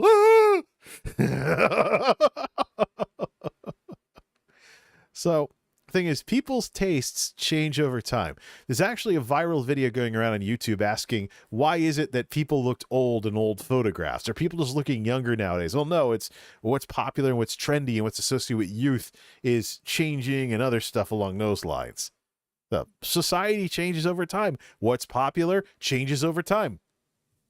So you ride the wave right now. What happens when people's tastes change on YouTube? All of this stuff as people trying to maximize and grow businesses at the same time instead of just make videos because they like it. What happens when society swings back in the other direction? What happens when the clickbait generation of Zoomers grow up, start having kids, and they start parenting their kids to not be as sensitive to clickbait because they grew up and got over it like the rest of us did stupid stuff that was targeting us when we were young and we were teenagers. What happens when the Zoomers get some years on them? I'll try not to mention it if I can any more than necessary. What happens when the Zoomers start getting some years on them? They start having kids and they start training their kids to not fall for the same stuff they did, and that includes clickbait. What happens? Dan, I think what kind of audience you're trying to make on Twitch, I know a guy who's a VTuber who do horror games and jump to old Sonic games, etc., maybe personality. Twitch is something else altogether. There is an element of personality where you want to develop yourself as a personality, a gaming personality, so that people watch you no matter what you play. But how you get there is an open question. But stuff changes. People's tastes change. What's popular now may not be popular in 5 years. When your channel is loaded with that, what happens when, the world moves on? It's like iJustine. iJustine used to get made fun of because this trend of people making fun of popular people on the internet didn't start with Twitch streamers. YouTube.com/iJustine. She used to have literally a channel for every single interest that she had. Today she has one channel, her main channel, with 7 million subs. Her Santa cake video from 2 days ago, 25 grand. 4 days ago, cloud gaming laptop, 35 grand. This is somebody with 7 million subscribers who used to be like a queen of YouTube of sorts about 10 years ago. Let me compare that to somebody I haven't watched on a regular basis in a very long time. but I've actually, at one point, I liked enough to parody him. Review Tech USA. Only 1 million subs. All right. He's 35 grand, 29 grand, 48 grand, 37 grand. What a day it is when iJustine can have videos on par with Review Tech USA videos. Makes me wonder what's going to happen to Pokimane in 10 years. No wonder she's trying to diversify. Of course, you get older, you get wiser, you get burnt out on the stuff you used to be dumb enough to do for a long time as a young person. At the same time, though, the world changes, and you got to change with it. The iJustine used to be like a queen of YouTube of sorts. Now she has videos coming out that are on par with people that I know have been far smaller for years. Find your own voice. When everything's over, when you are at the end of your peak or whatever, are you happy with what it is that you were doing during the youngest days of your life when you looked the best on camera? And people today have choices that my generation didn't. My generation didn't have high definition YouTube. We had to make videos at 240p, 10 minutes tops, 100 megabyte upload limit. YouTube at one point got known, before it developed its technology, YouTube was known for low quality video, even getting made fun of by late night comedians for the poor quality of YouTube videos. YouTube video was synonymous with crappy camcorders. Not the case anymore. But I wonder sometimes, those of us in our 30s and 40s, especially popular people who are good looking in their 20s, I wonder if they ever wonder what it would be like if they had access to what today's YouTubers have. If they could have done 1080 with a DSLR and stuff like that. Full quality, like what's out today. You got some Zoomers smiling on TikTok with an amazing camera on their phone that's better than the camera that got them 500,000 subscribers on YouTube in like 2008 or something. So the world changes. So for 2023, I want to focus on content creators who do their own thing and don't really have a big clique, so to speak, associated with them. So I've changed up recommendations on Twitch. I might go back to the ESO folks when I settle down a bit. But I'm focusing more nowadays on people who do their own thing and carve their own path and aren't part of this clique where other people, Hot Chubby's live. Other people, 5 in the morning? It's 5 in the evening in Korea, so it must be an evening stream for her.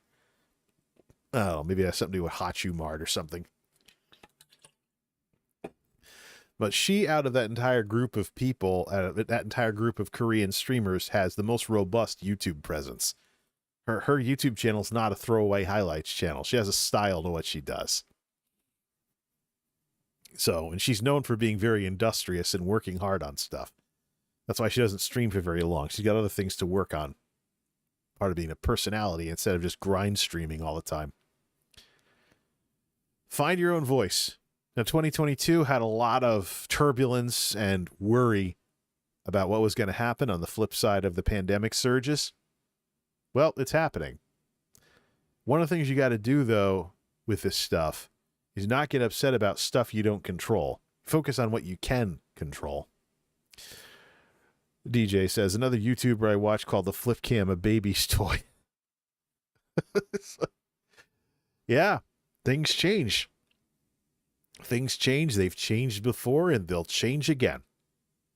You think about it. Gen Z, what they have for hip-hop versus 90s hip-hop versus 80s hip-hop from the Yo MTV Raps era. There's a generation gap even in that. How it sounds. Listen to Snoop Dogg and then listen to 21 Savage. No.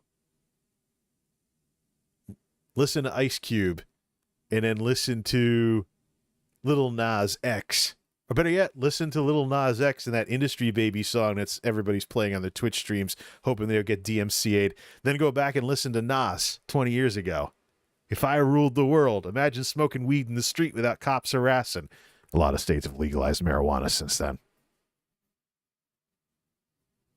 And I mentioned hip-hop because I don't want to be biased by genres that I'm more familiar with. I've had a rocky history with hip-hop because I've mostly known people play it to rattle stuff with speakers. Now, it took a while for me to come around to turning down the bass and listening to what these people had to say and, what they were speaking out against. Whether it was dirty cops or anything of that sort. At least when they were speaking out against stuff. Some of the stuff that's on the pop stations nowadays has me wondering who writes the songs these days. But, there was fluffy hip-hop on the pop stations 20 years ago. So, some things don't change, but tastes and fashion and other stuff changes as well. So, when it's all over, how are you going to be happy with yourself?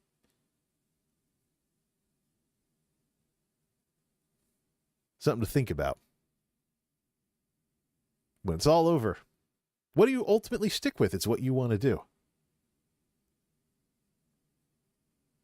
There's too much turbulence, too many flaky attitudes, and too many people with audiences they can't handle out there. How do you not end up as one of them? By making choices.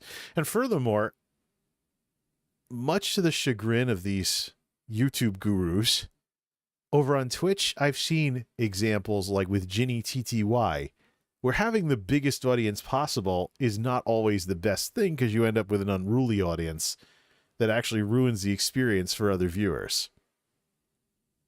Or in the case of that site that started that hates Ginny and now they just cackle on about other streamers too. It's not just Ginny anymore. But her audience was getting unruly even before the incident with the secret boyfriend. I saw it for myself. 5:08 at the Geek House, Wednesday, the 28th. New Year. This may be the last stream that I do until the new year. Don't know if I really want to talk about too much else. But I have a tech video that's been sitting around since October. I got to figure out how to finish that thing because I want to finish it before the new year. We have a long weekend with New Year's coming up. I don't have plans for New Year's the way I do for Christmas. So for New Year's, we'll catch up with a couple of things. Stuff on the tree and the Bah Humbug hat stays a thing until Epiphany, and then the tree stays up without ornaments until spring as a middle finger to New England winter. Although it might be a little warmer at the beginning of January than it normally is around this time of year. Things are going to happen as we head into 2023. But I do hope that there can be more of a focus on individual expression as opposed to following some clique or group or popular style or whatnot. Because ultimately, that's what makes you happy. When you can look back on something that exists, no matter how many views it got, and say, hey, I made that. It's a lesson I've had to learn for myself with this Christmas video I did. It didn't get a lot of views up front, but it's been finding its way around since then, and people are like, oh, it's a cute little thing. Yeah, don't read into it too much. It's a little romance story between my ESO characters set to music. I get inspired to make that stuff from time to time. Is it in line with what the channel's most popular videos are about? Hell no. But as Devin Nash once put it, there's an artistic side to all of this. Sometimes you just have to be happy that you brought something into existence that you can now be proud of, which I imagine isn't really all that great with a stream VOD. But if you have a video idea, you'd be like, yeah, I made that and I like it. It's cool. Whether the rest of the world likes it or not, who knows? Different strokes for different folks, but hey, I like it. So maybe it's not such a good idea to call people like us selfish content creators or imply it or in any way kind of like, yeah, maybe. No. This is what this platform was founded on. And it's what keeps everybody's self-expression and style and sass is what keeps everybody's videos from looking exactly like each other. Like, I went to that person's channel with 600,000 subs and I saw the clickbait videos with the wild thumbnails and crap and all the SOPs being followed. I don't need to watch any of those videos. You know why? I've seen them before. Just different names, different faces, different topics. It's the same video over and over again. You know what to expect. And we've been through this before. In the 80s with hair bands, it got to the point where the bands were all playing the same kind of rock song. That collapsed.